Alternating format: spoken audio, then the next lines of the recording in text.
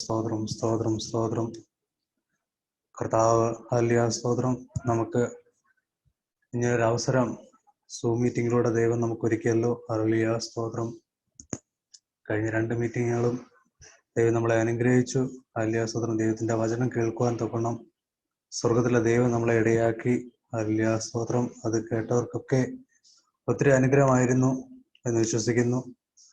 ഈ ഒരു മീറ്റിങ്ങും ഹല്ലേലൂയ സ്തോത്രം കടന്നു വരുന്നവർക്ക് ഏറ്റവും അനുഗ്രഹമായി തീരട്ടെ. അതുപോലെ ഇനി അനേകർ ജോയിൻ ചെയ്യാനുണ്ട്. അവരൊക്കെ തക്ക സമയത്ത് ജോയിൻ ചെയ്യുവാൻ തക്കവണ്ണം കർത്താവ് സഹായിക്കട്ടെ. കർദാസിനെ നമുക്ക് കരങ്ങളെടുത്ത് ഉപയോഗിക്കാൻ വേണ്ടി പ്രാർത്ഥിക്കാം. ഹല്ലേലൂയ സ്വതന്ത്ര ദൈവവചന പഠനം ഏവർക്കും അനുഗ്രഹമായി തീരുവാൻ, നമ്മുടെ ആത്മീയ ജീവിതത്തിന് വലിയൊരു മുതൽക്കൂട്ടായി തീരുവാൻ തക്കവണ്ണം സ്വർഗത്തിലെ ദൈവം നമ്മളെ ഇടയാക്കേണ്ടതിന്, കേൾപ്പിക്കുന്ന വചനം നമ്മുടെ ഹൃദയത്തിൽ അത് ഗ്രഹിക്കാനും അത് മനസ്സിലാക്കുവാനുള്ള കൃപ ലഭിക്കേണ്ടതിന് ഹല്ലേലൂയ സ്തോത്രം. മീറ്റിംഗ് ഒക്കെ അനുഗ്രഹമായി തീരുവാൻ തക്കവണ്ണം, അതുപോലെ മോസസിനെ ശുശ്രൂഷയെ കർത്താവോട് കരങ്ങളെടുത്ത് ഉപയോഗിക്കേണ്ടതിന് ഹല്ലേലൂയ സ്തോത്രം.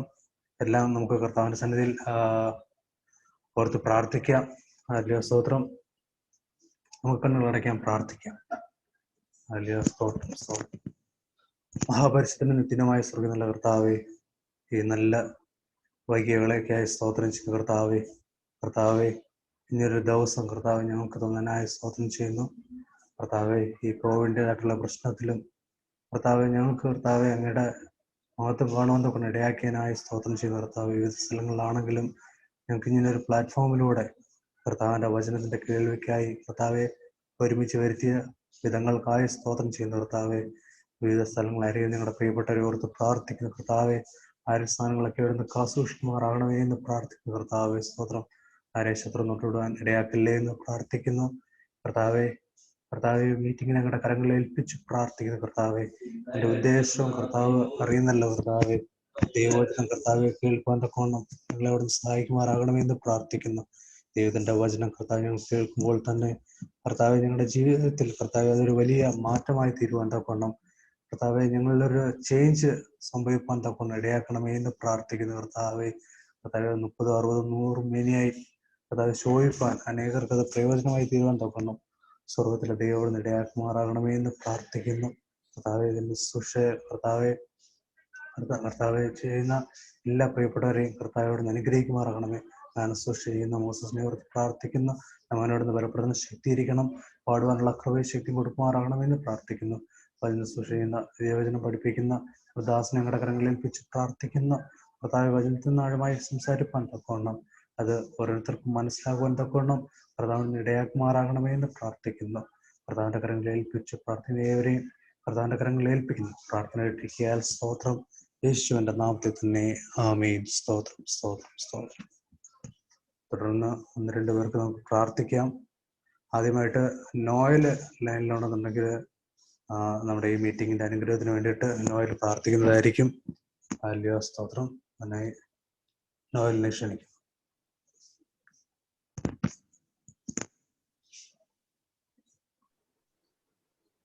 ഈ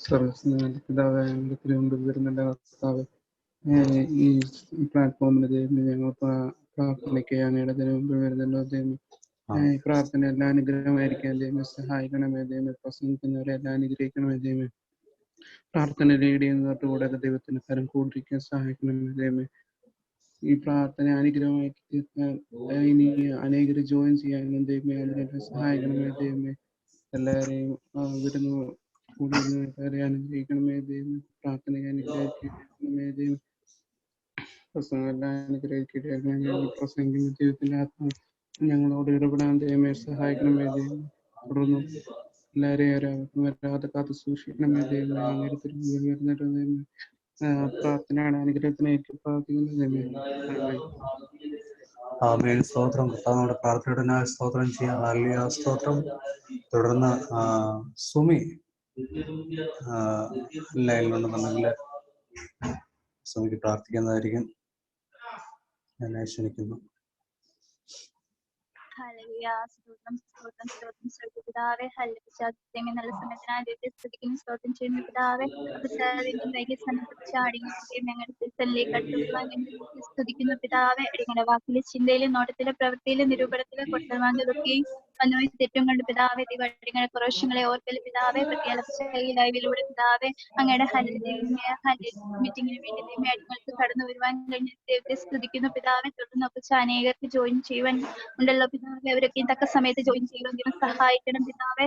അപ്പച്ച പ്രത്യേക ഇവിടെ ഹരിതത്തിൽ കൂടിയിരിക്കുന്ന ദൈവഭേദങ്ങളെ ദൈവകരങ്ങളിലേക്ക് ഏൽപ്പിക്കുന്നു പിതാവെ. അപ്പച്ച ഈ മീറ്റിംഗ് ദൈവമേ അടിങ്ങളുടെ ജീവിതത്തിൽ ഏറ്റവും വലിയ അനുഗ്രഹമായി തീരുമാറാകണം പിതാവെ. അപ്പച്ച ദൈവമേ വചനം പ്രസംഗിക്കുന്ന ദേവദാസിനെ ദൈവകരങ്ങളിലേക്ക് ഏൽപ്പിക്കുന്നു. ദേവദാസിന്റെ ശുശ്രൂഷ ഏറ്റവും വലിയ അനുഗ്രഹമായി തീരണം പിതാവെ. അപ്പച്ച ദൈവമേ ആ വചനങ്ങളൊക്കെയും കേൾക്കുവാനും ദൈവമേ അടിങ്ങളുടെ ജീവിതത്തിൽ പ്രാപ്തിയുമാക്കുവാനും ദൈവം സഹായിക്കണം പിതാവെ. മുമ്പോട്ടുള്ള ജീവിതത്തിൽ ദൈവമേ അടികൾക്ക് ഏറ്റവും വലിയ അനുഗ്രഹമായി തീർക്കുമാറാകണമേ എന്ന് പ്രാർത്ഥിക്കുന്നു പിതാവെ. പ്രത്യേക അപ്പച്ച ദൈവമേ അടികളെയൊക്കെയും ദൈവകരങ്ങളിലേക്ക് ഏൽപ്പിക്കുന്നു പിതാവെ. വചന പ്രകാരം ചെയ്യുവാൻ ദൈവം ഞങ്ങളെ സഹായിക്കണം പിതാവെ. ശാന്തിയോടും വിശുദ്ധിയോടും വേർപാടോടും കൂടെ അപ്പച്ച ഈ ഭൂമിയുടെ പരപ്പിൽ നിൽക്കുവാൻ ദൈവം ഞങ്ങളെ സഹായിക്കണം പിതാവെ. ദൈവം ഞങ്ങളെ ഇതിനു വേണ്ടി വിളിച്ചു വർദ്ധിച്ചോ പിതാവെ. അതിനുവേണ്ടി ദിവസങ്ങൾ ദൈവം ഞങ്ങളെ ഒരുക്കി തീർക്കുമാറാകണമേ എന്ന് പ്രാർത്ഥിക്കുന്നു പിതാവെ. അപ്പച്ച ദൈവമേ അനേക ഈ ലോകത്ത് ദൈവം അനേകരെ നശിച്ചുകൊണ്ടിരിക്കുന്ന കാലത്ത് ദൈവമേ ദൈവം ഞങ്ങളെ തെരഞ്ഞെടുത്തതിനായി നന്ദി പിതാവെ. ദൈവം എന്തിനു വേണ്ടി ഞങ്ങളെ വിളിച്ചു വർദ്ധിച്ചോ പിതാവെ. അതിനുവേണ്ടി ദിവസങ്ങൾ ഞങ്ങളെ ഒരുക്കി തീർക്കുമാറാകണമേ എന്ന് പ്രാർത്ഥിക്കുന്നു പിതാവെ. ഇന്നത്തെ മീറ്റിംഗ് ഏറ്റവും വലിയ അനുഗ്രഹമായി തീർക്കുമാറാകണമേ എന്ന് പ്രാർത്ഥിക്കുന്നു പിതാവെ. അടിങ്ങളെല്ലാം അങ്ങയുടെ സക്കാരങ്ങളിലേക്ക് സമ്പൂർണ്ണമായി സമർപ്പിക്കുന്നു. സ്വർഗം പ്രാർത്ഥന കേട്ടതിനായി നന്ദി. സകലേഷു നാം തന്നെ ആമേൻ. ആമേൻ. സ്തോത്രം കർത്താവ്. പ്രവർത്തിട്ടനായി സ്തോത്രം ചെയ്യും. ഹല്ലേലൂയ. സ്തോത്രം. ദൈവനാമത്തിന് മുഖത്തുണ്ടാകട്ടെ. ഹല്ലേലൂയ. സ്തോത്രം. നമുക്ക് ഇങ്ങനൊരു മീറ്റിംഗ് ആയിട്ട് കടന്നു വരുവാൻ സ്വർഗത്തിലെ ദൈവം ഇടയാക്കിയല്ലോ.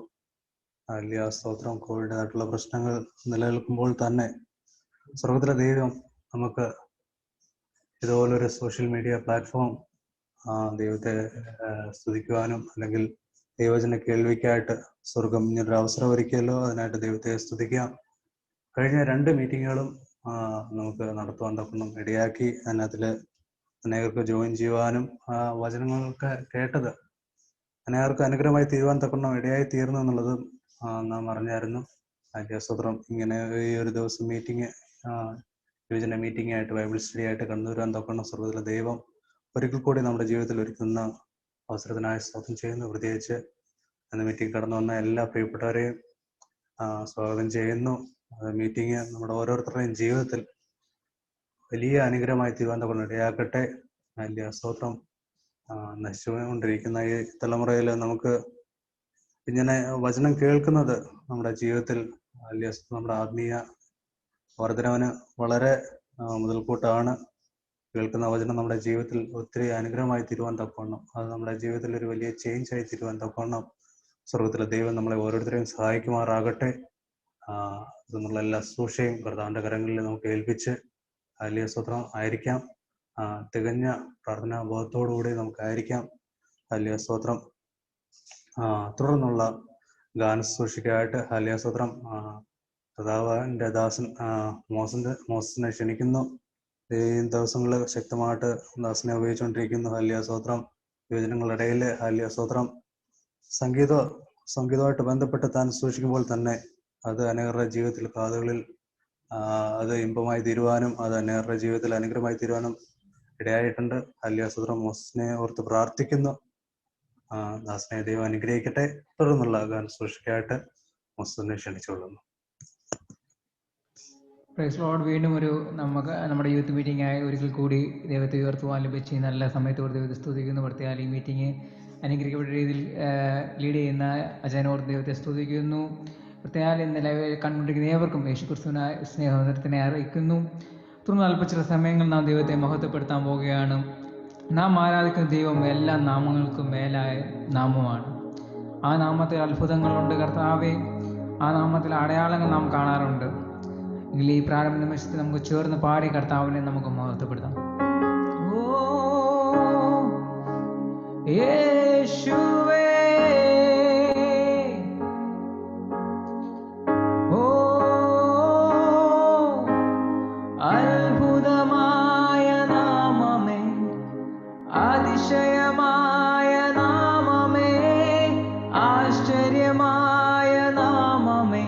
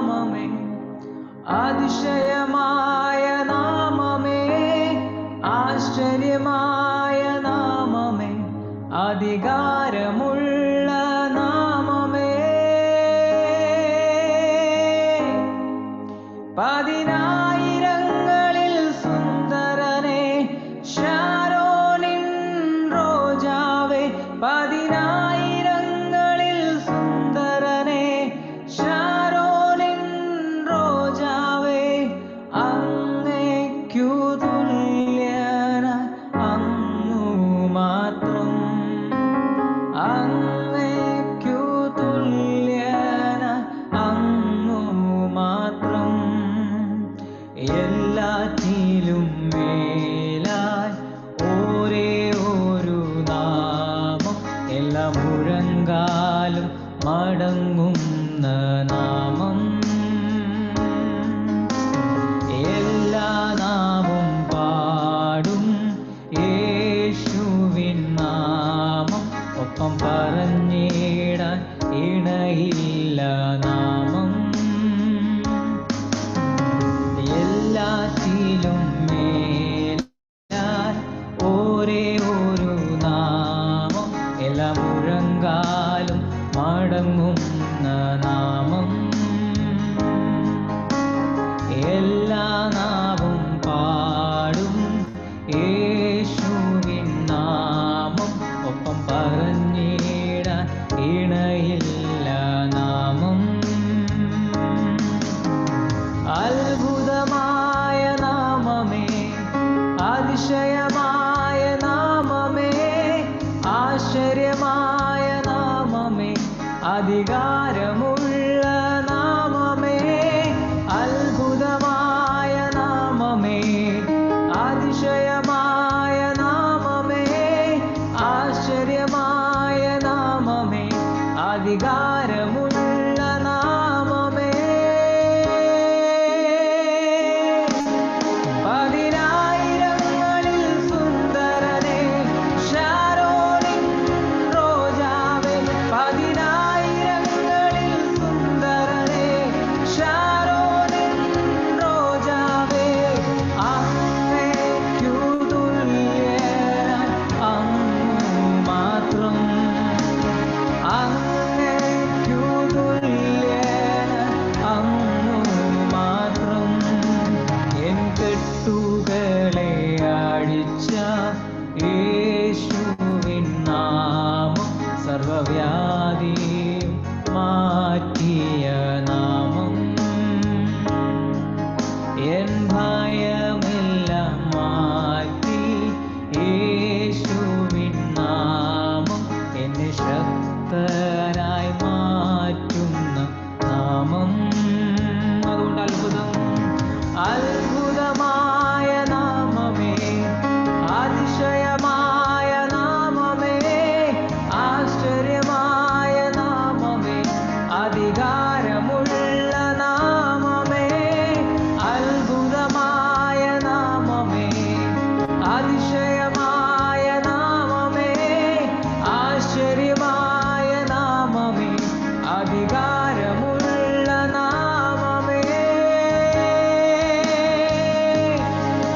പതിനായിരങ്ങളിൽ സുന്ദരനേ, ശാരോനിൻ റോജാവേ, പതിനായിരങ്ങളിൽ സുന്ദരനേ, ശാരോനിൻ റോജാവേ, പതിനായിരങ്ങളിൽ സുന്ദരനേ, ശാരോനിൻ റോജാവേ, പതിനായിരങ്ങളിൽ സുന്ദരനേ, ശാരോനിൻ റോജാവേ, അങ്ങേക്കു തുല്യനായി അങ്ങു മാത്രം, അങ്ങേക്കു തുല്യനായി അങ്ങു മാത്രം, അങ്ങേക്കു തുല്യനായി അങ്ങു മാത്രം, അങ്ങേക്കു തുല്യനായി അങ്ങു മാത്രം. ആമേൻ. നമ്മുടെ ദൈവത്തിന് തുല്യം ആമേൻ ദൈവം മാത്രം. ആ നാമത്തെക്കാൾ മേലായ വേറൊരു നാമം ഈ ഭൂമിയിലില്ല. അടുത്തെങ്കിൽ നമ്മൾ ചേറ്റിൽ കിടന്ന നമ്മെ ആമേൻ ഇത്രത്തോളം കൊണ്ടുവന്ന ദൈവത്തിൻ്റെ ആ സ്നേഹത്തെ വർണ്ണിക്കുന്ന ഒരു ഗാനം നമുക്ക് ചേർന്ന് പാടി കർത്താവിനെ നമുക്ക് മഹത്വപ്പെടുത്താം. ഒരു തമിഴ് ഗാനമാണ്, നമുക്കെല്ലാവർക്കും അറിയാമെങ്കിൽ ചേർന്ന് പാടി കർത്താവിനെ നമുക്ക് മഹത്വപ്പെടുത്താം. അവരന്തൻ കൺമலை, அவரந்தன் கண்மலை, அவரந்தன் கண்மலை ஆனார். ஓ அவரந்தன் கண்மலை, அவரந்தன் கண்மலை, அவரந்தன் கண்மலை ஆனார். கரங்களோடு சேர்ந்து பாடு கர்த்தாவிനെ மகத்துவப்படுத்தலாம்.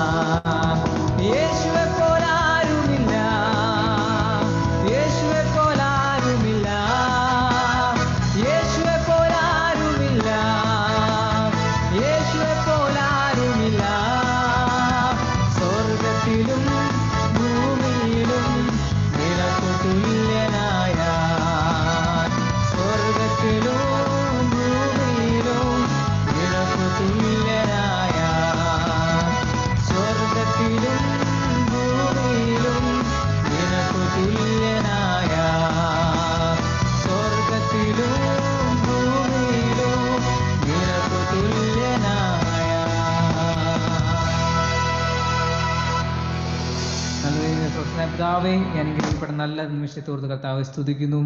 കർത്താവ് യൂത്ത് മീറ്റിംഗായ കർത്താവ് കാര്യങ്ങൾ കൽപ്പിച്ചൊരു സമയം കർത്താവ് അങ്ങയുടെ സന്നിധിയിൽ കർത്താവ് അങ്ങ് മഹത്വപ്പെടുത്തുവാൻ ദൈവമൊരുക്കി നല്ല സാവകാശത്തോ ദൈവത്തെ സ്തുതിക്കുന്നു. കർത്താവെ തുടർന്ന് നടക്കുന്ന കർത്താവ് അനുസൃഷ്ടി ഞങ്ങളുടെ കരങ്ങളിലേക്ക് ഏൽപ്പിക്കുന്ന ദേവദാസനെ കർത്താവ് ഉപയോഗിക്കുമാറണമേ. കർത്താവ് ഉപയോഗിക്കുന്ന വചനം ഞങ്ങളുടെ ജീവിതത്തിൽ ഏറ്റവും അനുഗ്രഹമായി തീരുവാൻ കർത്താവ് കൃപ ചെയ്യണമേ. കർത്താവ് ആദ്യ അവസാനം അങ്ങയുടെ സാന്നിധ്യം കൊണ്ടിരിക്കണമേ. പ്രാർത്ഥനയുടെ കൃപയാ സ്തോത്രം ദൈവം മാനമഹത്വം കടത്താട്ടെ. എല്ലാ യേശുനാമത്തിൽ തന്നെ ആമേൻ. Praise Lord. ഹല്ലേലൂയ. സ്തോത്രം സ്തോത്രം. ദാനദാസനെ അവിടുന്ന് ബലപ്പെടുത്തിയതിനായി ശക്തീകരിച്ചതിനായ സ്തോത്രം. കർത്താവേ സ്തോത്രം. ആരാധിപ്പാന്തപ്പണ സർവ്വ ദൈവം നമുക്ക് തന്ന വൈദ്യനായ സ്തോത്രം ചെയ്യുന്നു. തുടർന്നുള്ള ദേവദാസന്റെ സുരക്ഷയ്ക്ക് വേണ്ടിയിട്ട്, സുരക്ഷയുടെ അനുഗ്രഹത്തിന് വേണ്ടിയിട്ട് ബ്രദർ ശ്രീജിത്ത് പ്രാർത്ഥനയിൽ നമ്മളെ സഹായിക്കുന്നതായിരിക്കും. അതിനായിട്ട് കർദാസനെ ക്ഷണിക്കുന്നു.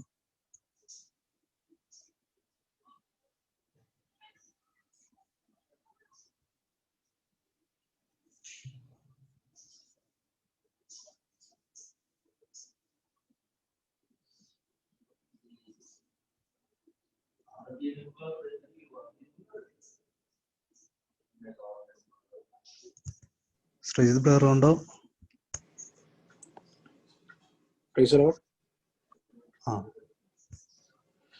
കർത്താവേ സ്തോത്രം സ്തോത്രം. ദൈവത്തിന് മഹത്വം, കർത്താവിന് മഹത്വം. ഹല്ലേലൂയ. സ്തോത്രം സ്തോത്രം സ്തോത്രം സ്തോത്രം.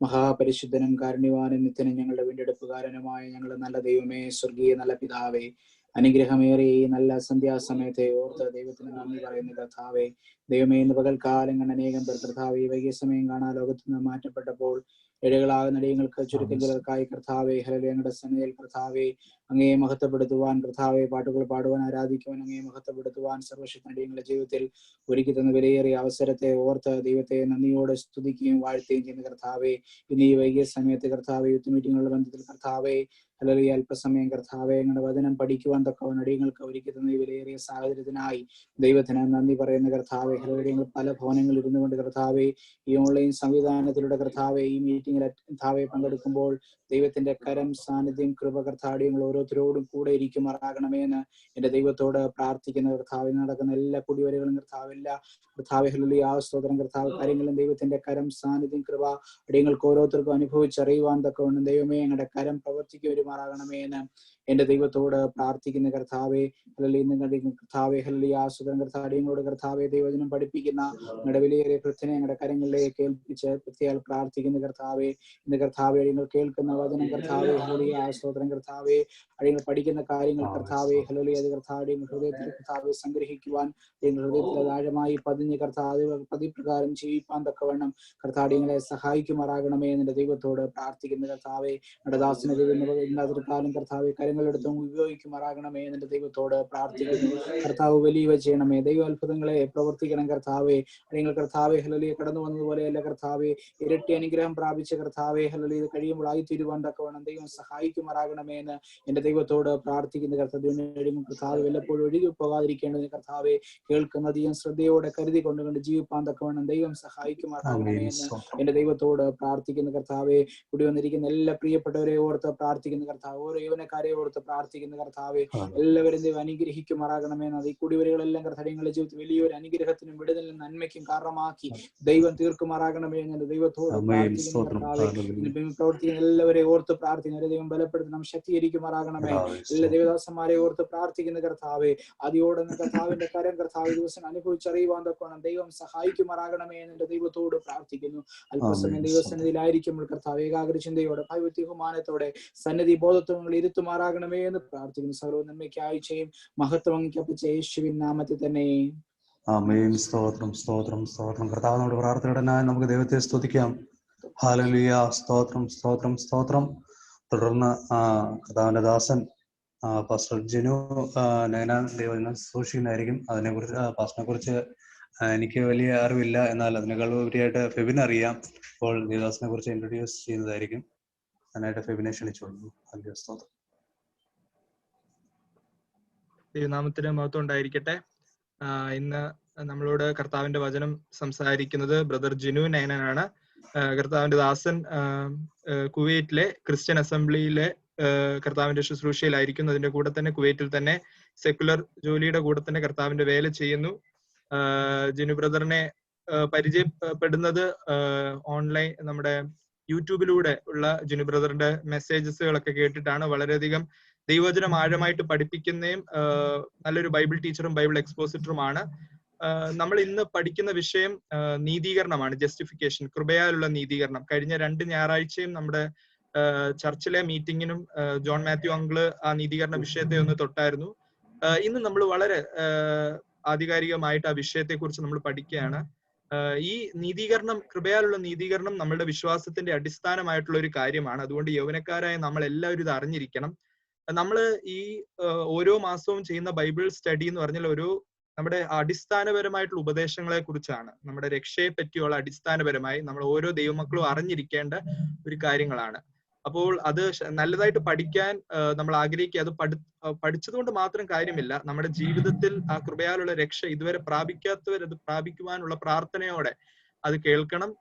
അത് മാത്രമല്ല, മറ്റുള്ളവരോട് നമ്മൾ സുവിശേഷം പറയുമ്പോൾ, പലപ്പോഴും സുവിശേഷം നമ്മൾ പറയുമ്പോൾ എന്തൊക്കെ പറയണമെന്ന് സംശയിക്കുന്നവരുണ്ട്. വാസ്തവത്തിൽ ഇന്നത്തെ ഒരു ലോകത്തിൽ സുവിശേഷം വളരെയധികം തെറ്റായി വ്യാഖ്യാനിക്കുന്ന ഒരു ലോകത്തിലാണ് നമ്മൾ ജീവിക്കുന്നത്. വെറും രോഗസൗഖ്യവും അല്ലെങ്കിൽ മറ്റുള്ള ഭൗതികമായ നന്മകളുടെ പുറകെ മനുഷ്യർ പോകുമ്പോൾ യഥാർത്ഥമായ കർത്താവ് ക്രൂശിൽ നമുക്ക് വേണ്ടി എന്താണ് ചെയ്തത് എന്നുള്ളതിനെ പറ്റി അടിസ്ഥാനപരമായി നമ്മൾ ഓരോരുത്തരും യൗവനക്കാരായി നമ്മൾ പഠിക്കണം. എന്നാലേ നമുക്ക് മറ്റുള്ളവരോട് പറയാനും നമ്മളുടെ പേഴ്സണൽ ലൈഫിൽ എല്ലാ ദിവസവും സുവിശേഷം കേൾക്കണം, എല്ലാ ദിവസവും. കാരണം ഒരു ദേവദാസ് ഇങ്ങനെ പറഞ്ഞിട്ടുണ്ട്, gospel is not for non Christians, it is for Christians equally. എല്ലാ ദൈവമക്കളും ഓരോ ദിവസവും നമ്മുടെ ജീവിതത്തിൽ എപ്പോഴും ഉറപ്പിച്ച് കേട്ടുകൊണ്ടിരിക്കേണ്ട കാര്യമാണ് സുവിശേഷം. അത് നമുക്ക് ഒരിക്കലും മറ്റൊരു വ്യക്തി കേൾക്കേണ്ടതാണെന്ന് പറഞ്ഞ് മാറ്റി വെക്കേണ്ട ഒരു കാര്യമല്ല. അതുകൊണ്ട് ഈ അടിസ്ഥാന ഉപദേശം നമ്മളോട് ദേവദാസൻ സംസാരിക്കും. കഴിയുന്നിടത്തോളം ആൾക്കാർ ശ്രദ്ധിക്കുകയും നിങ്ങൾ ബൈബിൾ തുറന്നു വെച്ച് ദേവദാസൻ പറയുന്ന വാക്യങ്ങൾ നോക്കുകയും, അത് മാത്രമല്ല നോട്ട് എഴുതി, ഈ നോട്ട്സ് ഒന്നും നിങ്ങളുടെ ജീവിതത്തിൽ നഷ്ടമായി പോകത്തില്ല. നിങ്ങൾക്ക് എപ്പോഴെങ്കിലും അത് ഉപകരിക്കും. അതുകൊണ്ട് വളരെ സീരിയസ്നെസ്സോടെ നമ്മളിത് ചെയ്യുന്നതിൽ സീരിയസ്നെസ്സോടെ എല്ലാവരും ആയിരിക്കണമെന്ന് പറയുന്നു. അങ്ങനെ കർത്താവിന്റെ ദാസനെ നമുക്കിന്ന് ലഭിച്ചതിന് ദൈവത്തിന് നന്ദി പറയുന്നു. കർത്താവിന്റെ ദാസനെ വളരെ സന്തോഷത്തോടു കൂടി തുടർന്ന് നമ്മളോട് സംസാരിക്കാൻ വേണ്ടി ക്ഷണിക്കുന്നു. Thank you Febin. ഞാൻ പറയുന്നത് കേൾക്കാമോ എല്ലാവർക്കും? കേൾക്കാം. ക്ലിയർ ആണോ? പറയുന്നത് കേൾക്കുന്നുണ്ടോ? Okay, thank you. എനിക്ക് നിങ്ങളുടെ ആരെയും നേരിട്ട് പരിചയമില്ല. ഫെബിനെയും വാട്സപ്പിൽ കൂടെയുള്ള പരിചയമേ ഉള്ളൂ. ഞാനതുകൊണ്ട് ചെറുതായിട്ട് തന്നെ ഒന്ന് ഇൻട്രൊഡ്യൂസ് ചെയ്യാം. ഞാൻ പറഞ്ഞതുപോലെ എൻ്റെ പേര് ജിനു നൈന. ഞാനിവിടെ കുവൈറ്റിലൊരു കമ്പനിയിൽ സിസ്റ്റം എഞ്ചിനീയറായിട്ട് വർക്ക് ചെയ്യുകയാണ്. IT ഫീൽഡിലാണ് വർക്ക് ചെയ്യുന്നത്. അതോടൊപ്പം തന്നെ ഇവിടെ കുവൈറ്റിലായിരിക്കുന്ന ഞങ്ങളുടെ ദൈവസഭയിൽ ദൈവവചനം ശുശ്രൂഷിക്കുന്നു. അതുപോലെ ഞങ്ങളുമായിട്ട് ബന്ധപ്പെട്ട സഭകളിലും ദൈവവചനം ശുശ്രൂഷിക്കുന്നു. ഞാൻ ഒരു മുൻകൂറായിട്ട് പറയാനായിട്ട് ആഗ്രഹിക്കുകയാണ്, ഞാനൊരു പ്രീച്ചർ അല്ല, ഞാനൊരു പ്രാസംഗികനല്ല. എന്നെ ദൈവം ഏൽപ്പിച്ചിരിക്കുന്നത് ബൈബിൾ ടീച്ചിങ് ആണ്. ഞാൻ ബൈബിൾ പഠിപ്പിക്കുന്നതും സാധാരണ പുറത്ത് വളരെ ചുരുക്കമായിട്ടാണ് ഞാൻ ദൈവവചനം പഠിപ്പിക്കാനായിട്ട് സമയം ഉപയോഗിക്കാറുള്ളത്. കാരണം തുടർച്ചയായി ഞാൻ പറയുന്ന ചില കാര്യങ്ങൾ കേൾക്കുന്നവർക്ക് മാത്രമേ പലപ്പോഴും പല കാര്യങ്ങളും മനസ്സിലാകാനായിട്ട് കഴിയുള്ളൂ. അതുകൊണ്ടാണ് പലപ്പോഴും അങ്ങനെയുള്ള അവസരങ്ങൾ കഴിവതും ഒഴിവാക്കുന്നത്. എങ്കിലും ദൈവവചനം പഠിക്കാൻ ആഗ്രഹിക്കുന്ന എല്ലായിടത്തും ദൈവവചനം സംസാരിക്കാനായിട്ട് എനിക്ക് വളരെ ആഗ്രഹമുണ്ട്. എനിക്ക് ഒരു 3 കുട്ടികളാണുള്ളത്. ഞങ്ങൾ കുടുംബമായിട്ട് കുവൈറ്റിലായിരിക്കുന്നു. നമ്മൾ ഇന്ന് ചിന്തിക്കുന്ന വിഷയം നിങ്ങളെല്ലാവരും ശ്രദ്ധിച്ചിരിക്കണമെന്ന് ഞാൻ ഒന്നുകൂടി ആവശ്യപ്പെടുക. ഞാൻ നേരത്തെ പറഞ്ഞ പോലെ ഞാനൊരു പ്രീച്ചർ അല്ല. അതുകൊണ്ടൊരു പ്രാസംഗികന്റെ സാധാരണ രീതിയിലുള്ള ടെക്നിക്കുകളോ ഇല്ലെങ്കിൽ അതിനുള്ള കഴിവുകളോ എനിക്കില്ല. അതുകൊണ്ട് ഞാൻ പറയുന്ന കാര്യങ്ങൾ ശ്രദ്ധിച്ചിരുന്നെങ്കിൽ മാത്രമേ നിങ്ങൾക്ക് അത് ഫോളോ ചെയ്യാനായിട്ട് പലപ്പോഴും കഴിയുള്ളൂ. നമ്മൾ നീതീകരണം എന്നുള്ള വിഷയമാണ് നമ്മൾ പഠിക്കാനായിട്ട് ആഗ്രഹിക്കുന്നത്. എനിക്ക് തോന്നുന്നു നമ്മൾ നീതീകരണം എന്നുള്ള വാക്കും അതിന്റെ അർത്ഥവും അത് എന്താണ് നീതീകരണം എന്നൊക്കെ നിങ്ങൾക്ക് അറിയാവുന്ന വ്യക്തികളാണെന്നാണ് ഞാൻ വിചാരിക്കുന്നത്. ഞാൻ പക്ഷെ അതിൽ കൂടുതലായിട്ട് ദൈവം എന്തിനാണ് നമ്മളെ നീതീകരിച്ചത്, എങ്ങനെയാണ് ദൈവം നീതീകരിച്ചത്, ദൈവം നമ്മളെ നീതീകരിച്ചതിന്റെ ഉദ്ദേശം എന്താണ്, ഈ കാര്യങ്ങൾ പ്രധാനമായിട്ടും പറയാനായിട്ടാണ് ഞാൻ ആഗ്രഹിക്കുന്നത്. നമുക്കതിന്റെ അടിസ്ഥാനമായിട്ട് ചില വാക്യങ്ങൾ വായിക്കാം. 1 പത്രോസ് അതിന്റെ 1-ാമത്തെ അധ്യായത്തിന്റെ 14-15 വാക്യങ്ങൾ. 1 Peter chapter 1 verse 14 and 15. 15ാമത്തെ വാക്യത്തിൽ ഇങ്ങനെയാണ് എഴുതിയിരിക്കുന്നത്: നിങ്ങളെ വിളിച്ച വിശുദ്ധന് ഒത്തവണ്ണം അനുസരണയുള്ള മക്കളായി എല്ലാ നടപ്പിലും വിശുദ്ധരായിരിക്കും. ഞാൻ വിശുദ്ധനാകിയാൽ നിങ്ങളും വിശുദ്ധരായിരിക്കുവിൻ എന്ന് എഴുതിയിരിക്കുന്നുണ്ട്. ദൈവത്തിന്റെ അൾട്ടിമേറ്റ് ആയിട്ടുള്ള ഉദ്ദേശം നമ്മളെ വിശുദ്ധീകരിക്കുകയും അതോടൊപ്പം തന്നെ കർത്താവിന്റെ അനുരൂപമായി നമ്മളെ മാറ്റുകയും ഈ ഭൂമിയിലെ ജീവിതത്തിൽ മാറ്റുകയും കർത്താവിന്റെ വരവെങ്കിൽ നമ്മളെ തേജസ്കരിക്കുകയും ചെയ്യുക എന്നുള്ളതാണ് ദൈവത്തിന്റെ അൾട്ടിമേറ്റ് ഉദ്ദേശം. അതിന്റെ ഒരു പാത്വേ ആണ് നീതീകരണം. നേരം നീതീകരണം എന്തിനു വേണ്ടിയിട്ട് എന്ന് വെച്ചാൽ നീതീകരണം അതിൽ തന്നെ നമുക്ക് പൂർത്തിയാക്കാൻ കഴിയില്ല. നീതീകരണം നമ്മൾ വിശുദ്ധീകരിക്കാൻ വേണ്ടിയിട്ടാണ്, നമ്മളെ വിശുദ്ധീകരിക്കാൻ വേണ്ടിയിട്ടാണ് ദൈവം നമ്മളെ നീതീകരിക്കുന്നത്. ഇവിടെ പത്രോസ് പറയുകയാണ്, ദൈവം നമ്മളെ വിശുദ്ധിക്കാണ് വിളിച്ചിരിക്കുന്നത്. നിങ്ങളെ വിളിച്ച വിശുദ്ധനൊത്തവണ്ണം എല്ലാ നടപ്പിലും നിങ്ങൾ അനുസരണയുള്ള മക്കളായി എപ്പോഴും എല്ലാ നടപ്പിലും വിശുദ്ധരായിരിക്കും. ഞാൻ വിശുദ്ധനായിരിക്കാൻ നിങ്ങളും വിശുദ്ധരായിരിക്കണം എന്ന് എഴുതിയിരിക്കുന്നത്. അന്നേരം ദൈവം നമ്മളെ വിശുദ്ധിക്കാണ് വിളിച്ചിരിക്കുന്നത് എന്നുള്ളത് ദൈവവചനത്തിലെ അടിസ്ഥാനപരമായിട്ടുള്ള ഒരു ഉപദേശമാണ്. 1 തെസ്സലോനിക്കർ അതിന്റെ 4-ാമത്തെ അധ്യായത്തിന്റെ 7-ാമത്തെ വാക്യത്തിൽ ഇങ്ങനെയാണ് എഴുതിയിരിക്കുന്നത്, ദൈവം നമ്മളെ അശുദ്ധിക്കല്ല വിശുദ്ധീകരണത്തിനത്രേ വിളിച്ചു. 1 തെസ്സലോനിക്കർ അതിന്റെ 4:3 പറയാണ്, ദൈവത്തിന്റെ ഇഷ്ടമോ നിങ്ങളുടെ വിശുദ്ധീകരണം തന്നെ. എബ്രായ ലേഖനം 12:14 പറയാണ്, വിശുദ്ധീകരണം കൂടാതെ ആരും ദൈവത്തെ കാണുകയില്ല. ഒരു വിശുദ്ധീകരണം കൂടാതെ നമുക്ക് ദൈവത്തെ കാണാൻ കഴിയത്തില്ല. ദൈവത്തിന്റെ ഇഷ്ടം നമ്മളുടെ വിശുദ്ധീകരണമാണ്. ദൈവം നമ്മളെ വിളിച്ചിരിക്കുന്നത് വിശുദ്ധീകരണത്തിനാണ്. അതേപോലെ തന്നെ തിമോഥെയോസ് ലേഖനത്തിൽ പറയാണ്, നാം ഈ ലോകത്തിലെ ജഡമോഹങ്ങളെ വിട്ടകന്ന് തന്നെത്താൻ നമ്മൾ വെടിപ്പുള്ള പാത്രങ്ങളായിട്ട് ദൈവത്തിന് സമർപ്പിക്കുമ്പോൾ മാത്രമേ ദൈവത്തിന് നമ്മളെ ഉപയോഗിക്കാനും കഴിയുള്ളൂ. അന്നേരം വിശുദ്ധീകരണത്തിന് വേണ്ടിയിട്ടാണ് ദൈവം നമ്മളെ നീതീകരിക്കുന്നത്. അന്നേരം ദൈവം നമ്മളെ വിശുദ്ധ ജീവിതത്തിന് വേണ്ടിയിട്ടാണ് വിളിച്ചിരിക്കുന്നുള്ള തുടർച്ചയായി ദൈവം നമ്മളെ പഠിപ്പിക്കുന്ന ഒരു സത്യം. എന്നാൽ വിശുദ്ധീകരണം, വിശുദ്ധി എന്ന വാക്കുകൾ കേൾക്കുമ്പോൾ സാധാരണഗതിയിൽ ഇന്നത്തെ ചെറുപ്പക്കാർക്ക്, നമ്മളെ എന്നെ കേൾക്കുന്ന നിങ്ങളെല്ലാവരും മിക്കവരും ചെറുപ്പക്കാരാണല്ലോ, ഞാൻ കാണുന്നൊരു കാര്യമാണ്, ഈ ചെറുപ്പക്കാർക്ക് പലപ്പോഴും വിശുദ്ധീകരണം എന്നുള്ള വാക്ക് ഒരു അവേർഷനാണ്, ഒരു വിരക്തി ഉണ്ടാക്കുന്ന ഒരു വാക്കാണ് ഈ വിശുദ്ധീകരണം, വിശുദ്ധി, ഹോളിനെസ്, സാങ്ക്ടിഫിക്കേഷൻ എന്നുള്ള വാക്കുകളൊക്കെ. അത് സ്വാഭാവികമാണ്, അതിനൊരു കാരണമുണ്ട്. അത് എൻ്റെ ഒരു ഒബ്സർവേഷനിൽ അതിനുള്ള കാരണം എന്നത് ഇന്ന് ക്രിസ്തീയ ലോകത്തിൽ നാം കാണുന്ന ഒരു പരീശ വിശുദ്ധി കാരണമാണ്. അല്ലെങ്കിൽ എക്സ്റ്റേണൽ ഹോളിനെസിന്റെ ഒരു വേറൊരു പിക്ചർ കാരണമാണ് പലപ്പോഴും വിശുദ്ധിയെ പറ്റി നമുക്കൊരു അവേർഷൻ, ഒരു വിരക്തി ഉണ്ടാകാനായിട്ടുള്ള കാരണം. പ്രത്യേകിച്ച് പെന്തക്കോസ്ത് കോളത്തിലെ കാര്യം തന്നെയാണ് ഞാൻ പറയുന്നത്. നമ്മൾ പലപ്പോഴും കാണുന്ന വിശുദ്ധി എന്ന് പറയുന്നത് ഒരു പരീശ വിശുദ്ധിയാണ്. ഇല്ലെങ്കിൽ യേശുക്രിസ്തു പറഞ്ഞതുപോലെ കിണ്ടികിണ്ണങ്ങളുടെ പുറം വെടിപ്പാക്കുന്ന ഒരു വിശുദ്ധിയാണ് നമ്മൾ കാണുന്നത്. അതുകൊണ്ട് ഇത് കണ്ട് നമുക്ക് ദൈവവചനം പഠിപ്പിക്കുന്ന വിശുദ്ധിയെ പറ്റി തന്നെ ഒരു തെറ്റായിട്ടുള്ള മനോഭാവം ഉണ്ടാവാനായിട്ടുള്ള സാധ്യതയുണ്ട്. എന്നാൽ ഇതൊന്ന് വിശദീകരിക്കാനായിട്ട് ഞാൻ ആഗ്രഹിക്കുകയാണ്. ഈ നമ്മളുടെ വ്യത്യാസം ആദ്യമേ ഒന്ന് വിശദീകരിക്കാനായിട്ട് ആഗ്രഹിക്കുകയാണ്. ഇല്ലെങ്കിൽ ഞാൻ പറയുന്ന കാര്യങ്ങളിൽ നിങ്ങളുടെ മനസ്സിൽ വേറൊരു പിക്ചർ ആയിരിക്കും വരുന്നത്. അതായത് ഈ വിശുദ്ധി എന്ന് പറയുന്നത്, ഈ എക്സ്റ്റേണൽ ഹോളിനെസ്, പലപ്പോഴും നമ്മൾ കേൾക്കുകയും കാണുകയും ചെയ്യുന്ന എക്സ്റ്റേണൽ ഹോളിനെസ് എന്ന് പറയുന്നത്, എക്സ്റ്റേണലി മാത്രമുള്ള വിശുദ്ധി എന്ന് പറയുന്നത് യേശുക്രിസ്തു പഠിപ്പിക്കുന്ന, ദൈവവചനം പഠിപ്പിക്കുന്ന ഒരു വിശുദ്ധീകരണമല്ല. മാത്രമല്ല അത് ബൈബിൾ പഠിപ്പിക്കുന്ന വിശുദ്ധീകരണമല്ല എന്ന് മാത്രമല്ല, അത് കർത്താവ് ഏറ്റവും കൂടുതൽ വെറുത്തതും കർത്താവ് ഏറ്റവും കൂടുതൽ എതിർത്തതുമായിട്ടുള്ള പരീക്ഷ വിശുദ്ധീകരണമാണ് ഈ പുറമേ മാത്രമുള്ള വിശുദ്ധീകരണം. ഇത് തമ്മിലുള്ള വ്യത്യാസം എന്താണ്? അടിസ്ഥാനപരമായിട്ട് ദൈവവചനം പഠിപ്പിക്കുന്ന യഥാർത്ഥ വിശുദ്ധിയും നമ്മൾ പലപ്പോഴും കാണുകയും കേൾക്കുകയും ചെയ്യുന്ന പരീക്ഷ വിശുദ്ധിയും തമ്മിലുള്ള വ്യത്യാസം എന്താണ്? അടിസ്ഥാനപരമായിട്ടുള്ള ഇതിലുള്ള വ്യത്യാസം എന്ന് വെച്ചാൽ, ഒന്ന്, നാം നമ്മുടെ സ്വന്തം ശക്തി കൊണ്ട് പുറമേ ഉണ്ടാക്കിയെടുക്കുന്ന ചില നിയമങ്ങൾ പാലിച്ചുകൊണ്ട്, ചില ഡിസിപ്ലിൻസ് ഒക്കെ നമ്മൾ പുറമേ പാലിച്ചുകൊണ്ട് നമ്മൾ ഉണ്ടാക്കിയെടുക്കുന്ന നമ്മുടെ തന്നെ വിശുദ്ധിയാണ് ഒന്നെങ്കിൽ. മറ്റേത് കർത്താവിന്റെ ശക്തിയാൽ കർത്താവ് ഒരു വ്യക്തിയുടെ ഉള്ളിൽ വർക്ക് ചെയ്തിട്ട് ഉണ്ടാക്കുന്ന വിശുദ്ധിയാണ്. അതാണ് ബൈബിൾ പഠിപ്പിക്കുന്ന വിശുദ്ധി. മറ്റേത് പരീശന്മാരുടെ വിശുദ്ധിയാണ്. ഇതിന് കാരണം യഥാർത്ഥത്തിലുള്ള വിശുദ്ധീകരണം കർത്താവിന് മാത്രമേ നമ്മുടെ ഉള്ളിൽ ചെയ്യാനായിട്ട് കഴിയുള്ളൂ. ഇല്ലെങ്കിൽ വേറെ രീതിയിൽ പറഞ്ഞാൽ, നമ്മുടെ ഉള്ളിലാണ് യഥാർത്ഥത്തിൽ വിശുദ്ധീകരണം തുടങ്ങേണ്ടത്. അത് പുറത്തേക്ക് വരിക മാത്രമാണ് ചെയ്യുന്നത്. അതുകൊണ്ടാണ് യേശുക്രിസ്തു പരീശന്മാർക്ക് പറഞ്ഞത്, നിങ്ങൾ കിണ്ടികിണ്ണങ്ങളുടെ അകം വെടിപ്പാക്കുവിൻ, അപ്പോൾ പുറവും വെളിപ്പെട്ടു വരും. പക്ഷെ കിണ്ടികിണ്ണങ്ങളുടെ അകം വെടിപ്പാക്കുന്നത് പോലെ ഒരു മനുഷ്യന്റെ ഹൃദയത്തെ വിശുദ്ധീകരിക്കാൻ അവന് കഴിയുകയില്ല എന്നുള്ളതാണ് സത്യം.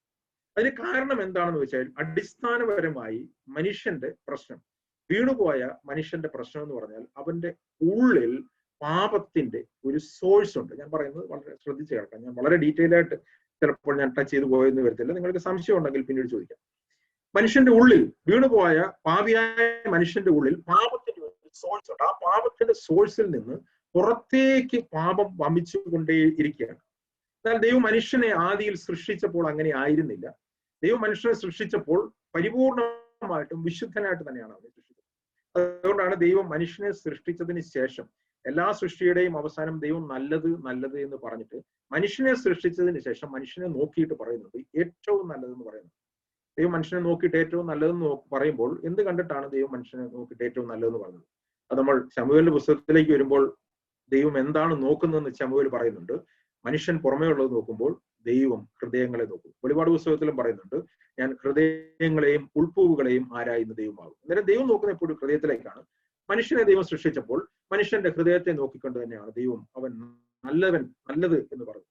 എന്നാൽ മനുഷ്യന്റെ ഹൃദയം പാപം ചെയ്തു കഴിഞ്ഞപ്പോൾ മനുഷ്യന്റെ ഹൃദയം പാപം നിറഞ്ഞതായി തീർന്നു. ആ പാപ ഹൃദയത്തിൽ നിന്ന് മനുഷ്യന്റെ പുറത്തേക്ക് പാപം പുറപ്പെടുകയും മനുഷ്യൻ പിശാചിന്റെ പാപത്തിന്റെ ഉപകരണം ആയിത്തീരുകയും ചെയ്തു.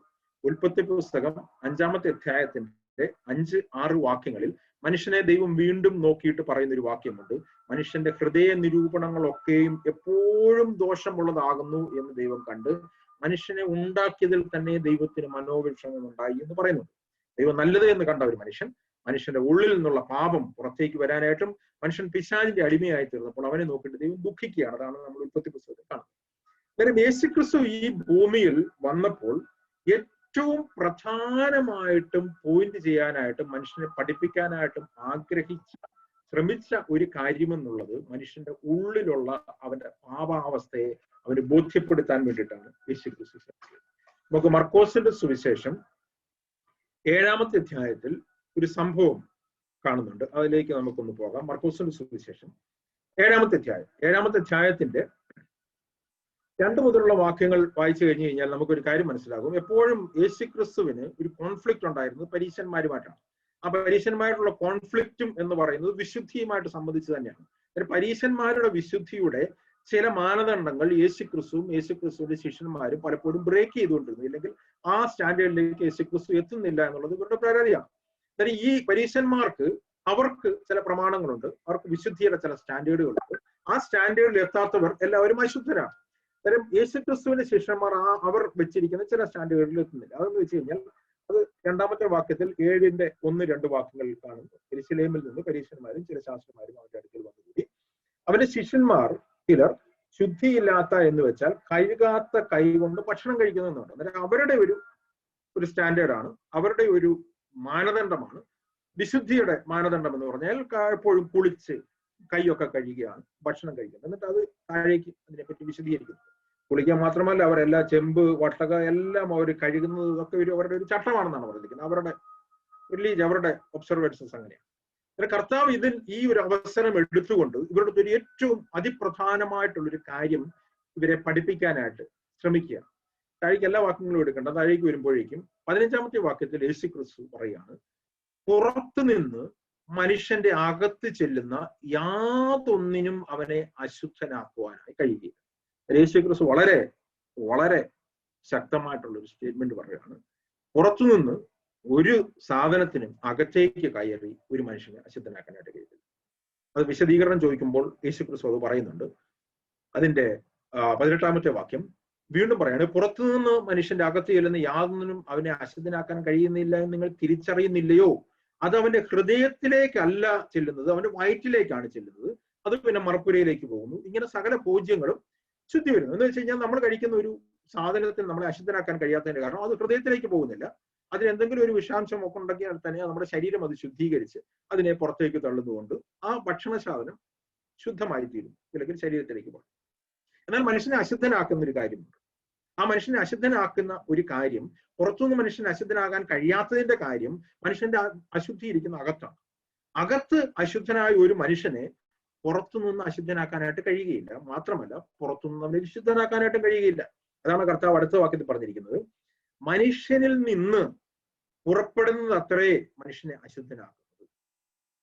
അകത്ത് നിന്ന്, വീണ്ടും കർത്താവ് എടുത്തു പറയുന്നത്, മനുഷ്യരുടെ ഹൃദയത്തിൽ നിന്ന് തന്നെ. ഞാൻ പറഞ്ഞു, ദൈവം ആദ്യമേ നോക്കിയത് ദൈവം മനുഷ്യന്റെ ഹൃദയത്തിലേക്കാണെങ്കിൽ അത് നോക്കിയിട്ടാണ് ദൈവം നല്ലതാണെന്ന് പറഞ്ഞതെങ്കിൽ, മനുഷ്യന്റെ ഹൃദയ വിചാരങ്ങളുടെ നിരൂപണങ്ങൾ കണ്ടിട്ടാണ് ദൈവം അവനെ നശിപ്പിക്കണമെന്നും ദൈവത്തിന്റെ ഹൃദയത്തിന് വേദനയും ഉണ്ടായതെങ്കിൽ യേശുക്രിസ്തു അത് എടുത്തു വീണ്ടും പറയുകയാണ്, അകത്ത് നിന്ന് മനുഷ്യരുടെ ഹൃദയത്തിൽ നിന്ന് തന്നെ ദുശ്ചിന്ത, വ്യഭിചാരം, പരസംഗം, കുലപാതകം, മോഷണം, അത്യാഗ്രഹം, ദുഷ്ടത, ചതി, ദുഷ്കർമ്മം, വിടക്കുകണ്ണ്, ദൂഷണം, മൂഢത, അഹങ്കാരം എന്നിവ പുറപ്പെടുന്നു. ഈ ദോഷങ്ങളെല്ലാം അകത്ത് നിന്ന് പുറപ്പെട്ട് മനുഷ്യനെ അശുദ്ധനാക്കുന്നു. കർത്താവ് 2-3 പ്രാവശ്യം എടുത്തു പറയാണ്, മനുഷ്യനെ അശുദ്ധനാക്കുന്നത് പുറത്തു നിന്നുള്ള കാര്യങ്ങളല്ല. മനുഷ്യനെ അതുകൊണ്ട് തന്നെ പുറത്തുനിന്ന് വിശുദ്ധനാക്കാനായിട്ട് കഴിയുകയുമില്ല. മനുഷ്യന്റെ അകത്താണ് അശുദ്ധി. ആ മനുഷ്യന്റെ ഹൃദയം എന്ന് പറയുന്നത് പാപത്തിന്റെ ഒരു സോഴ്സ് ആണ്. ഈ പാപത്തിന്റെ സോഴ്സ് പുറത്തേക്ക് വന്ന് മനുഷ്യന്റെ മനസ്സിനെ അശുദ്ധനാക്കുന്നത്. അതുകൊണ്ടാണ് ആദ്യം പറഞ്ഞിരിക്കുന്നത് ദുശ്ചിന്ത തുടങ്ങുന്നു. ആ ചിന്ത അശുദ്ധമാകുന്നതോടുകൂടി അത് പാപപ്രവർത്തികളായി വെളിപ്പെട്ട് അവൻ പിശാചിന്റെ പ്രവർത്തികളെ ഭൂമിയിൽ വെളിപ്പെടുത്തുന്നു. അതുകൊണ്ടാണ് യേശുക്രിസ്തു യഹൂദന്മാർക്ക് പറഞ്ഞത്, നിങ്ങൾ പിശാച് എന്ന പിതാവിന്റെ മക്കൾ, നിങ്ങളുടെ പിതാവിന്റെ മോഹങ്ങളെ തന്നെ നിങ്ങൾ പ്രവർത്തിച്ചു കൊണ്ടേയിരിക്കുന്നു. അന്നേരം ഇതാണ് അടിസ്ഥാനപരമായ മനുഷ്യന്റെ പ്രശ്നം. ഇതിനെങ്ങനെയാണ് ഒരു പരിഹാരം ഉണ്ടാകുന്നത്? ഈ പാപ ഹൃദയത്തെ നന്നാക്കിയെടുത്താൽ ഇതിന്റെ പരിഹാരം ഉണ്ടാകും. കാരണം പക്ഷേ ഈ പാപഹൃദയത്തെ നന്നാക്കി എടുക്കാനായിട്ട് കഴിയുകയില്ല എന്നുള്ളതാണ് കാര്യം. കാരണം ഇതിന് ഒരിക്കലും നന്നാക്കാൻ കഴിയാതെ വണ്ണം അത് കേടുള്ളതാണ്. നമ്മുടെ യെരമ്യാ പ്രവചനത്തിലൊക്കെ വളരെ വ്യക്തമായിട്ട് പ്രവാചകന്മാരത് പറയുന്നുണ്ട്. മനുഷ്യ ഹൃദയമാണ് ഏറ്റവും കഠിനമേറിയതും പാപവും വിഷമകരവുമായിട്ടുള്ളത്. ഇതിനെ എങ്ങനെയാണ്, എന്താണ് യേശുക്രിസ്തു ഇതിനു വേണ്ടി ചെയ്തത്? യേശുക്രിസ്തു ഈ ഭൂമിയിൽ വന്നത് മനുഷ്യന് കുറെ നല്ല കൽപ്പനകളൊക്കെ കൊടുത്ത് ഈ മനുഷ്യനെ ഒരു നല്ലവനാക്കി തീർക്കാൻ വേണ്ടിയിട്ടല്ല യേശുക്രിസ്തു ഭൂമിയിൽ വന്നത്. വേറെ രീതിയിൽ പറഞ്ഞു കഴിഞ്ഞാൽ 10 കൽപ്പനകളുടെ കൂടെ ഒരു 100 കൽപ്പനകൾ കൂടി ആഡ് ചെയ്ത് കുറെ കൂടി കൽപ്പനകൾ കൊടുത്ത് മനുഷ്യൻ എങ്ങനെ നന്നായി ജീവിക്കാം എന്നുള്ളൊരു മോറൽ സ്റ്റാൻഡേർഡ് സെറ്റ് ചെയ്യാനായിട്ടല്ല യേശുക്രിസ്തു ഭൂമിയിൽ വന്നത്. കർത്താവ് ഈ ഭൂമിയിൽ വന്നതിനെ പറ്റി കർത്താവ് തന്നെ യോഹന്നാന്റെ സുവിശേഷം 10-ാമത്തെ അധ്യായത്തിൽ 10-ാമത്തെ വാക്യത്തിൽ പറയുന്നത്, ഞാൻ വന്നത് നിങ്ങൾക്ക് ജീവൻ ഉണ്ടാകാനായിട്ടും സമൃദ്ധിയായി ഉണ്ടാകാനായിട്ടുമാണ്. എന്ന് വെച്ചാൽ മനുഷ്യന്റെ ഹൃദയത്തിൽ മരിച്ചിരിക്കുന്ന മനുഷ്യൻ വീണ്ടും ജനിച്ച് അവന്റെ ഉള്ളിൽ നിന്ന് പുറത്തേക്ക് യഥാർത്ഥത്തിൽ ജീവജലത്തിന്റെ നദികൾ ഒഴുകണം എന്നുള്ളതാണ് കർത്താവിന്റെ.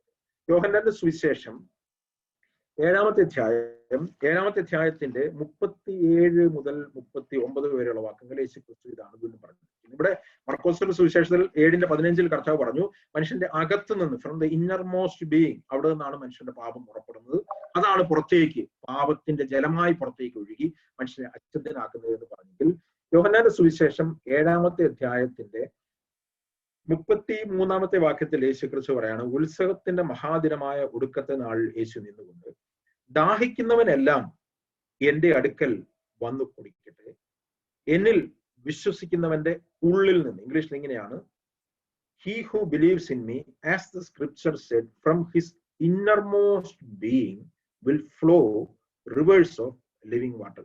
എന്നിൽ വിശ്വസിക്കുന്നതിന്റെ ഉള്ളിൽ നിന്ന്, അല്ലെങ്കിൽ ഹൃദയത്തിൽ നിന്ന് തിരുവെഴുത്ത് പറയുന്നത് പോലെ ജീവജലത്തിന്റെ നദികൾ ഒഴുകും എന്ന് വിളിച്ചു. എന്തിനെ പറ്റിയാണ് പറഞ്ഞതെന്നുള്ളത് യോഹന്നാൻ ആഡ് ചെയ്യുകയാണ്. ഇത് അവൻ തന്നിൽ വിശ്വസിക്കുന്നവർക്ക് ലഭിക്കാനുള്ള ആത്മാവിനെ കുറിച്ചാകുന്നു പറഞ്ഞത്. യേശു അന്ന് വരെ തേജസ്കരിക്കപ്പെട്ടിട്ടുണ്ടായാൽ ആത്മാവ്, അത് വേറെ രീതിയിൽ പറഞ്ഞു കഴിഞ്ഞാൽ യേശു ക്രിസ്തുവിന്റെ മരണപുനരുത്ഥാനത്തോടു കൂടി മനുഷ്യന്റെ ഹൃദയത്തിന്റെ പാപഹൃദയം മാറ്റപ്പെടുകയും ആ പാപഹൃദയം മാറ്റിയിട്ട് ഒരു പുതിയ ഹൃദയം അവന് ലഭിക്കുകയും അവിടെ നിന്ന് പാപത്തിന്റെ ഉറവകൾ ഉയർന്ന അതേ സ്ഥലത്ത് നിന്ന് ജീവജലത്തിന്റെ നദികൾ ഒരു മനുഷ്യരിൽ നിന്ന് പുറത്തേക്ക് ഒഴുകുകയും ചെയ്യും എന്നുള്ളതാണ് യേശു ക്രിസ്തു പറഞ്ഞത്. ഇത് മാത്രമാണ് ഇതിന്റെ സൊല്യൂഷൻ. പരീശന്മാരുടെ പ്രശ്നം എന്ന് പറയുന്നത്, പരീശന്മാർ പുറമേ വിശുദ്ധരാക്കി, മനുഷ്യനെ പുറമേ വിശുദ്ധരാക്കുമ്പോൾ ഇവന്റെ അകത്ത് നിന്ന് വീണ്ടും വീണ്ടും പുറത്തേക്ക് പാപം തന്നെ ഒഴുകിക്കൊണ്ടിരിക്കുകയാണ്. യേശു ക്രിസ്തു പറയാണ്, തിരുവെഴുത്ത് പറയുന്നത് പോലെ ജീവജലത്തിന്റെ നദികൾ ഒഴുകുന്നത്. എന്നിട്ട് തിരുവെഴുത്ത് എന്ന് പറയുന്നത് പഴയ നിയമത്തിലാണ് യേശു ക്രിസ്തു റെഫർ ചെയ്യുന്നത് നമുക്കറിയാം. നിങ്ങൾ ബൈബിൾ പഠിക്കുന്നവരാണെങ്കിൽ ഈ വാക്യം പഴയ നിയമത്തിൽ നിങ്ങൾ എവിടെ നോക്കിയാലും ഇങ്ങനൊരു വാക്യം കാണാനായിട്ട് കഴിയത്തില്ല. യേശു ക്രിസ്തു പറഞ്ഞതുപോലെ ഇങ്ങനൊരു വാക്യം അങ്ങനെ ബൈബിളിൽ പഴയ നിയമത്തില്ല. വിശ്വസിക്കുന്നതിന്റെ ഉള്ളിൽ നിന്ന് തിരുവെഴുത്ത് പറയുന്നത് പോലെ ജീവജലത്തിന്റെ നദികൾ ഒഴുകും എന്നൊരു വാക്യം, അല്ലെങ്കിൽ അങ്ങനെ ഒരു വാക്യം നമുക്ക് കാണാനായിട്ട് കഴിയും. എന്നാൽ യേശു ക്രിസ്തു എന്താണ് ഉദ്ദേശിച്ചത്? യേശു ക്രിസ്തു പറയുന്നത് പഴയ നിയമ പ്രവാചകന്മാർ മുഴുവൻ പറഞ്ഞ ഒരു കാര്യത്തെ യേശു ക്രിസ്തു ഒറ്റ വാക്യത്തിലേക്ക് ചുരുക്കുക. പഴയ നിയമ പ്രവാചകന്മാരെല്ലാം പറഞ്ഞത് യേശുക്രിസ്തുവിൽ കൂടി കടന്നു വരുമ്പോൾ, യേശുക്രിസ്തു വരുമ്പോൾ ഉണ്ടാകുന്ന ഹൃദയ പരിച്ഛേദനയെ പറ്റി, അല്ലെങ്കിൽ ഹൃദയത്തിന്റെ റീപ്ലേസ്മെന്റിനെ പറ്റിയാണ് പറഞ്ഞത്. ഒരു വാക്യം മാത്രം വായിക്കാം. എഹെസ്കേൽ പ്രവചനം അതിന്റെ 36-ാമത്തെ അധ്യായം, 36-ാമത്തെ അധ്യായത്തിന്റെ 26-ാമത്തെ വാക്യം. എഹെസ്കേൽ ചാപ്റ്റർ 36 വേഴ്സ് 26. അവിടെ ഇങ്ങനെയാണ് എഴുതിയിരിക്കുന്നത്. ഒരു പ്രവചനമാണ്, പഴയ നിയമത്തിൽ അനേകമായിട്ട് റിപ്പീറ്റ് ചെയ്തിരിക്കുന്ന പ്രവചനമാണ്. ഞാൻ നിങ്ങൾക്ക് പുതിയൊരു ഹൃദയം തരും, പുതിയൊരു ആത്മാവിനെ ഞാൻ നിങ്ങളുടെ ഉള്ളിലാക്കും, കല്ലായുള്ള ഹൃദയം ഞാൻ നിങ്ങളുടെ ജഡത്തിൽ നിന്ന് നീക്കി മാംസളമായ ഹൃദയം നിങ്ങൾക്ക് തരും. ഞാൻ എൻ്റെ ആത്മാവിനെ നിങ്ങളുടെ ഉള്ളിലാക്കി നിങ്ങളെ എൻ്റെ ചട്ടങ്ങളിൽ നടക്കുമാറാക്കും, നിങ്ങൾ എൻ്റെ വിധികളെ പ്രമാണിച്ച്. ഇവിടെ നിങ്ങൾ വായിച്ചു കഴിഞ്ഞാൽ ഒരു വാക്യം, നിങ്ങൾ ഇംഗ്ലീഷ് വായിച്ചു കഴിഞ്ഞാൽ വളരെ ക്ലിയർ ആയിട്ട് അറിയാം. അവിടെ എല്ലാം തുടർച്ചയായിട്ട് പറഞ്ഞിരിക്കുന്നത് I will I will I will എന്നുള്ള വാക്കാണ് തുടർച്ചയായിരിക്കുന്നത്. ഞാനിത് ചെയ്യും, ഞാനിത് ചെയ്യും, ഞാനിത് ചെയ്യും. I will give you a new heart, I will put my spirit in you, I will cause you to walk in my statue. അന്നേരം ഇതെവിടെ എല്ലാം ദൈവം ചെയ്യുന്ന ഒരു കാര്യമാണ്. പഴയ നിയമത്തിൽ ന്യായപ്രമാണം വായിച്ചു കഴിഞ്ഞാൽ നമുക്ക് മനസ്സിലാകുന്നത് ഇങ്ങനെയാണ്: നീ ഇത് ചെയ്യണം, നീ ഇത് ചെയ്യണം, നീ ഇത് ചെയ്യരുത് എന്ന് പറയുകയാണെങ്കിൽ, പുതിയ നിയമത്തിലേക്ക് വരുമ്പോഴേക്കും യേശുക്രിസ്തു പറയാണ്, ഞാൻ ഇത് ഒരു കാര്യം ചെയ്യാനായിട്ട് പോവുകയാണ്. ഞാൻ നിന്റെ ഹൃദയത്തെ മാറ്റി പുതിയൊരു ഹൃദയം തന്ന് ആ ഹൃദയത്തിൽ നിന്ന് തിരുവെഴുത്ത് പറയുന്നത് പോലെ ജീവജലത്തിന്റെ നദികൾ ഒഴുകും, അല്ലെങ്കിൽ പുതിയൊരു സോഴ്സ് നിങ്ങൾക്ക് ലഭിക്കാൻ പോകുന്നു എന്നുള്ളത് പഴയ നിയമ പ്രവാചകന്മാർ പറഞ്ഞത് യേശുക്രിസ്തു യോഹന്നാന്റെ സുവിശേഷം 7:37 റിപ്പീറ്റ് ചെയ്യുക. എന്താണ് പരീശന്മാർക്ക് പറ്റിയത്? അവർക്ക് അവരുടെ ദൈവം ബോധ്യപ്പെടുത്താനായിട്ട്, യേശുക്രിസ്തു വരെ ബോധ്യപ്പെടുത്താനായിട്ട് തുടർച്ചയായിട്ട് ശ്രമിച്ചത് ഇവരുടെ പാപഹൃദയത്തെയാണ്, ഇല്ലെങ്കിൽ ഇവരുടെ രോഗാവസ്ഥയെ പറ്റിയാണ് ഇവരെ ബോധ്യപ്പെടുത്താനായിട്ട് ശ്രമിച്ചത്. എന്നാൽ അവർ ആ രോഗാവസ്ഥ മനസ്സിലാക്കി ദാഹത്തോടു കൂടി, ഈ പാപഹൃദയം മാറണം എന്നുള്ള ദാഹത്തോടു കൂടി കർത്താവിന്റെ അടുക്കിലേക്ക് വരുന്നതിന് പകരം അവർ അവരുടെ പുറമേയുള്ള വിശുദ്ധിയിൽ സംതൃപ്തരായി ഭക്തിയുടെ വേഷം കൊണ്ട്, പരീശ ഭക്തി കൊണ്ട് അവരുടെ ഉള്ളിലുള്ള പാപത്തെ കവർ ചെയ്യാനായിട്ടാണ് ശ്രമിച്ചത്. ഇതായിരുന്നു യേശുക്രിസ്തുവും ഇവരും തമ്മിലുള്ള കണ്ടിന്യൂസ് കോൺഫ്ലിക്റ്റിന്റെ കാര്യം. ഇതിൽ കർത്താവ് പറയുന്ന വിശുദ്ധി വേറെ, ഇവര് പറയുന്ന വിശുദ്ധി വേറെ. ഇത് തന്നെയാണ് കർത്താവ് പറയുന്നത്. ഇവർക്ക് ഇവരുടെ അസുഖത്തെ പറ്റി ഇവർക്ക് ബോധ്യമില്ല. കാരണം ഇവർ പുറമേ കുറെ കാര്യങ്ങൾ ചെയ്യുന്നുണ്ട്. പുറമേ ഇവർ വിശുദ്ധരാണ്, പുറമേ ഇവർ കിണ്ടുകിണ്ണങ്ങളുടെ പുറം പിടിപ്പാക്കുന്നവരാണ്, ഇവർ പുറമേ കഴുകുന്നവരാണ്, കുളിക്കുന്നവരാണ്, വിശുദ്ധരാണ്, പല പല കാര്യങ്ങൾ ഇവർ ചെയ്യുന്നതാണ്. പക്ഷെ ഇവരുടെ ഉള്ളിൽ വ്യത്യാസം വന്നിട്ടില്ല, ഇവരുടെ ഉള്ളിൽ സെയിം ആണ്. ഇത് കൊണ്ടാണ് കർത്താവ് പറഞ്ഞത്, ഈ കർത്താവ് യോഹന്നാന്റെ ലൂക്കോസിന്റെ സുവിശേഷം 5-ാമത്തെ അധ്യായത്തിന്റെ 21-ാമത്തെ വാക്യത്തിൽ യേശുക്രിസ്തു എന്തിനാണ് വന്നതെന്നുള്ളതിനെ പറ്റി യേശുക്രിസ്തു വീണ്ടും പറയുന്നുണ്ട്. ലൂക്കോസിന്റെ സുവിശേഷം 5-ാമത്തെ അധ്യായത്തിന്റെ 21-ാമത്തെ വാക്യം. അവിടെ കർത്താവ് ഇങ്ങനെയാണ് പറഞ്ഞിരിക്കുന്നത്. ഇവിടെ വീണ്ടും ഒരു കോൺഫ്ലിക്റ്റ് ആണ് പരീശന്മാരും യേശുക്രിസ്തു തമ്മിൽ. അന്നേരം ഇവര് പറയാണ് വീണ്ടും യേശുക്രിസ്തു ഇവരുടെ വിശുദ്ധിയുടെ സ്റ്റാൻഡേർഡുകൾ വീണ്ടും ലംഘിക്കുന്നു. കാരണം ഈ പരീശന്മാർ ഒരിക്കലും പാപികളോടുകൂടി യാതൊരു സംസർഗവുമില്ല, അവരെ മാറ്റി നിർത്തി അവരുടെ ഒരു തരത്തിലുള്ള ഫ്രണ്ട്ഷിപ്പും പോകാതെ മാറ്റി നിർത്തുന്നത്. എന്നാൽ യേശുക്രിസ്തു വന്നപ്പോൾ യേശുക്രിസ്തുവിന്റെ കമ്പനി മുഴുവൻ ഇവരുടെ കൂടിയാണ്. യേശുക്രിസ്തുവിന്റെ ക്ലോസ് ഫെലോഷിപ്പ് തന്റെ ശിഷ്യന്മാരുടെ അടുത്താണെങ്കിൽ യേശുക്രിസ്തു പാപികളുടെ സ്നേഹിതൻ എന്നാണ് അറിയപ്പെടുന്നത്. ചുങ്കക്കാരുടെയും പാപികളുടെയും കൂടെ വീട്ടിൽ പോകുന്നു, അവരോട് ഭക്ഷണം കഴിക്കുന്നു. അന്നേരം അവിടെ ഒരു സംഭവം നടന്നപ്പോൾ ഇവർ പറയാണ്, പരീശന്മാരും അവരുടെ ശാസ്ത്രിമാരും വീണ്ടും പറയാണ് അവന്റെ ശിഷ്യന്മാരോട്, ആദ്യം നേരത്തെ പറഞ്ഞല്ലോ, അടുത്ത പരാതി പറയാണ്, നിങ്ങൾ ചുങ്കക്കാരോടും പാപികളോടും കൂടെ തിന്നു കുടിക്കുന്നത് എന്തിന് എന്ന് പറഞ്ഞ് പെറുകുന്നു. യേശു അവരോട് പറഞ്ഞത്, ദീനക്കാർക്കല്ലാതെ സൗഖ്യമുള്ളവർക്ക് വൈദ്യനെ കൊണ്ട് ആവശ്യമില്ല. ഞാൻ നീതിമാന്മാരെ അല്ല പാപികളെ അത്രേ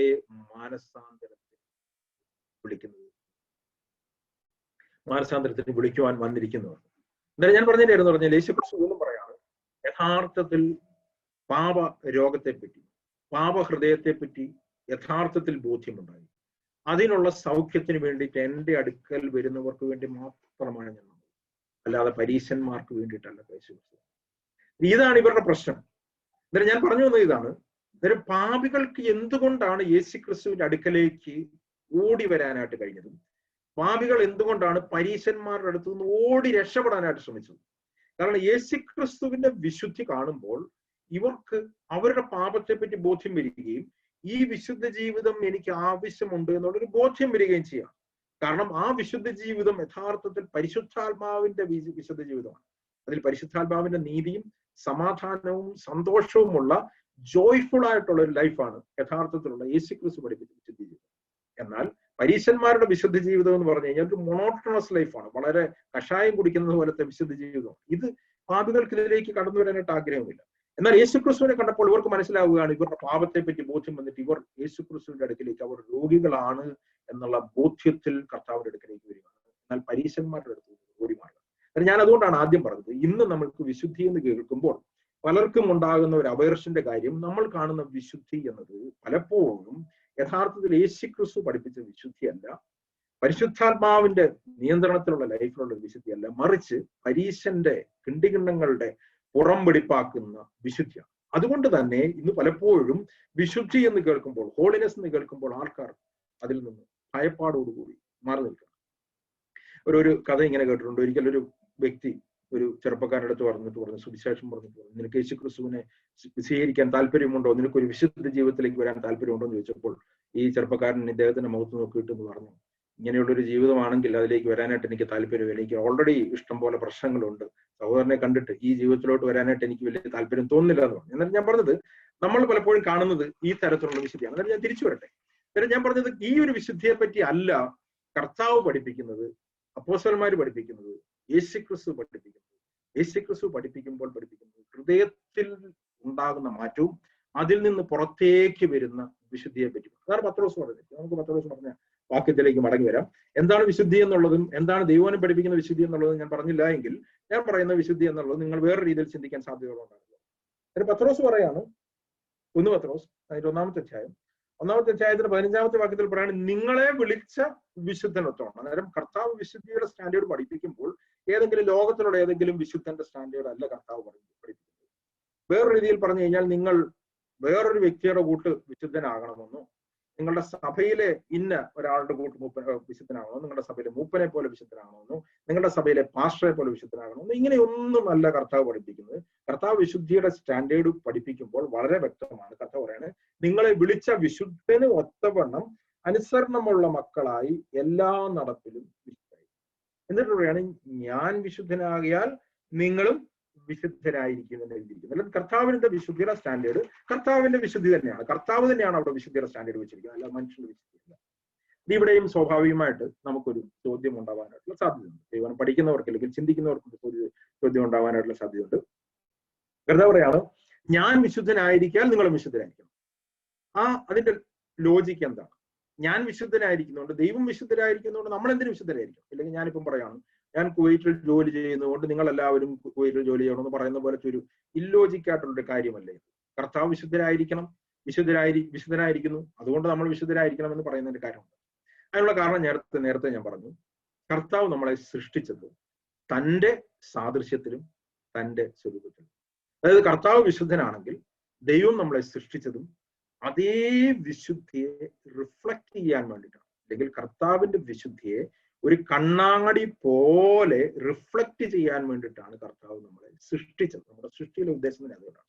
അതുകൊണ്ട് കൊരിന്ത്യർ ലേഖനത്തിൽ അതിനെപ്പറ്റി പറയുമ്പോൾ പറഞ്ഞിരിക്കുന്നത്, മൂടുപടം നീങ്ങിയ മുഖത്ത് കർത്താവിന്റെ തേജസ്സിനെ കണ്ണാടി പോലെ പ്രതിബിംബിക്കുന്നവരായി നാം എല്ലാവരും തേജസ്സിന്മേൽ തേജസ് പ്രാപിച്ച് അതേ ഇമേജിലേക്ക് രൂപാന്തരപ്പെടുന്നു എന്ന് പറഞ്ഞിരിക്കുമ്പോൾ കർത്താവിന്റെ വിശുദ്ധി അതേപോലെ റിഫ്ലക്ട് ചെയ്യുന്ന ഒരു കണ്ണാടിയായിട്ടാണ് ദൈവം മനുഷ്യനെ സൃഷ്ടിച്ചത്. അപ്പോൾ ദൈവം മനുഷ്യനെ സൃഷ്ടിച്ചതിന്റെ ഉദ്ദേശം തന്നെ അതാണ്. അന്നേരം ഒരു സാധനം, ഒരു മാനുഫാക്ചർ ഉണ്ടാക്കുമ്പോൾ ആ മാനുഫാക്ചർക്ക്, ആ ഉണ്ടാക്കിയ ആൾക്ക് ആ സാധനത്തെ പറ്റി ഒരു ഉദ്ദേശം ഉണ്ടായി. ആ ഉദ്ദേശം ആ സാധനം ഫുൾഫില്ല് ചെയ്തില്ലെങ്കിൽ അത് പാഴായിപ്പോയി, അല്ലെങ്കിൽ അതുകൊണ്ട് പ്രയോജനമില്ല എന്നാണ് അതിന്റെ അർത്ഥം. അന്നേരം ഞാൻ പറയാം, ഇപ്പം ഈ പേന ഉണ്ടാക്കിയ വ്യക്തി, ഈ പേന കണ്ടുപിടിച്ച വ്യക്തി ഉദ്ദേശിക്കുന്നത് ഈ പേന കൊണ്ട് എഴുതണമെന്നുള്ളതാണ്. അതാണ് ഈ പേന കണ്ടുപിടിച്ച വ്യക്തിയുടെ ഉദ്ദേശം. എന്നാൽ ഈ പേന കൊണ്ട് എഴുതുന്നില്ല എങ്കിൽ ആ പേന കണ്ടുപിടിച്ച ആളുടെ ഉദ്ദേശം അതുകൊണ്ട് നടന്നില്ല. എന്നാലും ഞാൻ പറയാണ്, ഈ പേന കൊണ്ട് എഴുതുന്നില്ലെങ്കിലും എനിക്ക് പേന കൊണ്ട് പല പ്രയോജനങ്ങളുണ്ട്. എനിക്ക് പേന കൊണ്ട് പുറം ചെറിയാം, തല ചൊറിയാം എന്ന് പറയുകയാണ്. എന്നാൽ ഇതിനു വേണ്ടിയിട്ടല്ല ഈ പേന ഉണ്ടാക്കിയ ആൾ ഉണ്ടാക്കിയത്. ഒരു പേന ഉണ്ടാക്കിയ വ്യക്തി പേന കൊണ്ട് തല ചൊറിയുന്നത് കാണുമ്പോൾ പേനയ്ക്ക് ഉണ്ടാക്കിയ ആൾക്ക് വളരെയധികം വിഷമമുണ്ട്. അതേ കാര്യമാണ് ദൈവത്തിന് മനുഷ്യനെ കണ്ടപ്പോൾ വിഷമം ഉണ്ടായി എന്ന് പറഞ്ഞു. അന്നേരം ഒരു കാറ് കണ്ടുപിടിച്ച വ്യക്തിക്ക് കാറ് കൊണ്ടുള്ള ഉദ്ദേശം എന്ന് പറഞ്ഞു കഴിഞ്ഞാൽ ട്രാൻസ്പോർട്ടേഷൻ ആണ്, ഓടുക എന്നുള്ളതാണ്. ഒരു കാർ ഓടുന്നില്ല എങ്കിൽ കാർ കൊണ്ട് വേറെ ചില പ്രയോജനങ്ങൾ ഉണ്ടായിരിക്കാം. ഇല്ലെങ്കിൽ ആ കാറിനകത്ത് കോഴിയെ വളർത്താൻ പറ്റുമായിരിക്കാം, അല്ലെങ്കിൽ കാർ കൊണ്ട് വേറെ എന്തെങ്കിലും പ്രയോജനം ഉണ്ടായിരിക്കാം. പക്ഷെ അത് കാർ ഉണ്ടാക്കി വെച്ചൊരു ഉദ്ദേശമല്ല. ദൈവം മനുഷ്യനെ സൃഷ്ടിച്ചതിന്റെ ഉദ്ദേശം എന്താണ് ഇത് ചോദിച്ചു കഴിഞ്ഞാൽ ഒറ്റ ഉദ്ദേശമേ ഉള്ളൂ, ദൈവത്തിന്റെ വിശുദ്ധിയെ മനുഷ്യനിൽ കൂടി വെളിപ്പെടുത്തുക എന്നുള്ളതാണ്. അത് നമ്മുടെ ജീവിതത്തിൽ നടക്കുന്നില്ല എങ്കിൽ നമ്മൾ എന്ത് ചെയ്തിട്ടും ദൈവത്തിന്റെ പ്ലാൻ ഫുൾഫിൽ ചെയ്യാനായിട്ട് നമുക്ക് കഴിയും.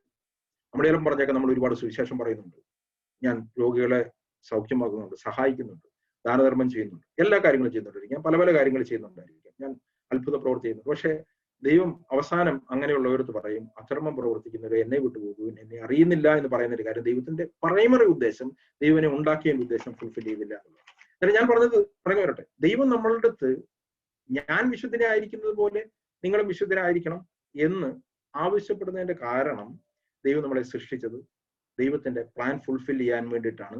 ആ പ്ലാൻ എന്ന് പറയുന്നത് ദൈവത്തിന്റെ വിശുദ്ധിയെ റിഫ്ലക്ട് ചെയ്യാൻ വേണ്ടിയിട്ട് തന്നെയാണ്. ദൈവത്തിന്റെ വിശുദ്ധിയെ, ഞാൻ പറഞ്ഞതുപോലെ നേരത്തെയുള്ള വിശുദ്ധിയല്ല. എന്നാൽ ഇവിടെ ഒരു പ്രശ്നമുണ്ട്. അതുകൊണ്ടാണ് ദൈവം പറഞ്ഞിരിക്കുന്നത് ഞാൻ വിശുദ്ധരായിരിക്കാൻ നിങ്ങളും വിശുദ്ധരായിരിക്കും എന്ന് ദൈവം ഡിമാൻഡ് ചെയ്യുന്നത് വളരെ ലോജിക്കലാണ്, വളരെ പ്രാക്ടിക്കലാണ്. ദൈവത്തിന് അങ്ങനെ ഡിമാൻഡ് ചെയ്യാൻ കഴിയും, കാരണം ദൈവം അതിനു വേണ്ടിയിട്ട് സൃഷ്ടിച്ചതാണ് മനുഷ്യൻ. എന്നാൽ ഇവിടെയുള്ളൊരു പ്രശ്നം വീണ്ടും നമ്മൾ നേരത്തെ ചിന്തിച്ചതാണ്.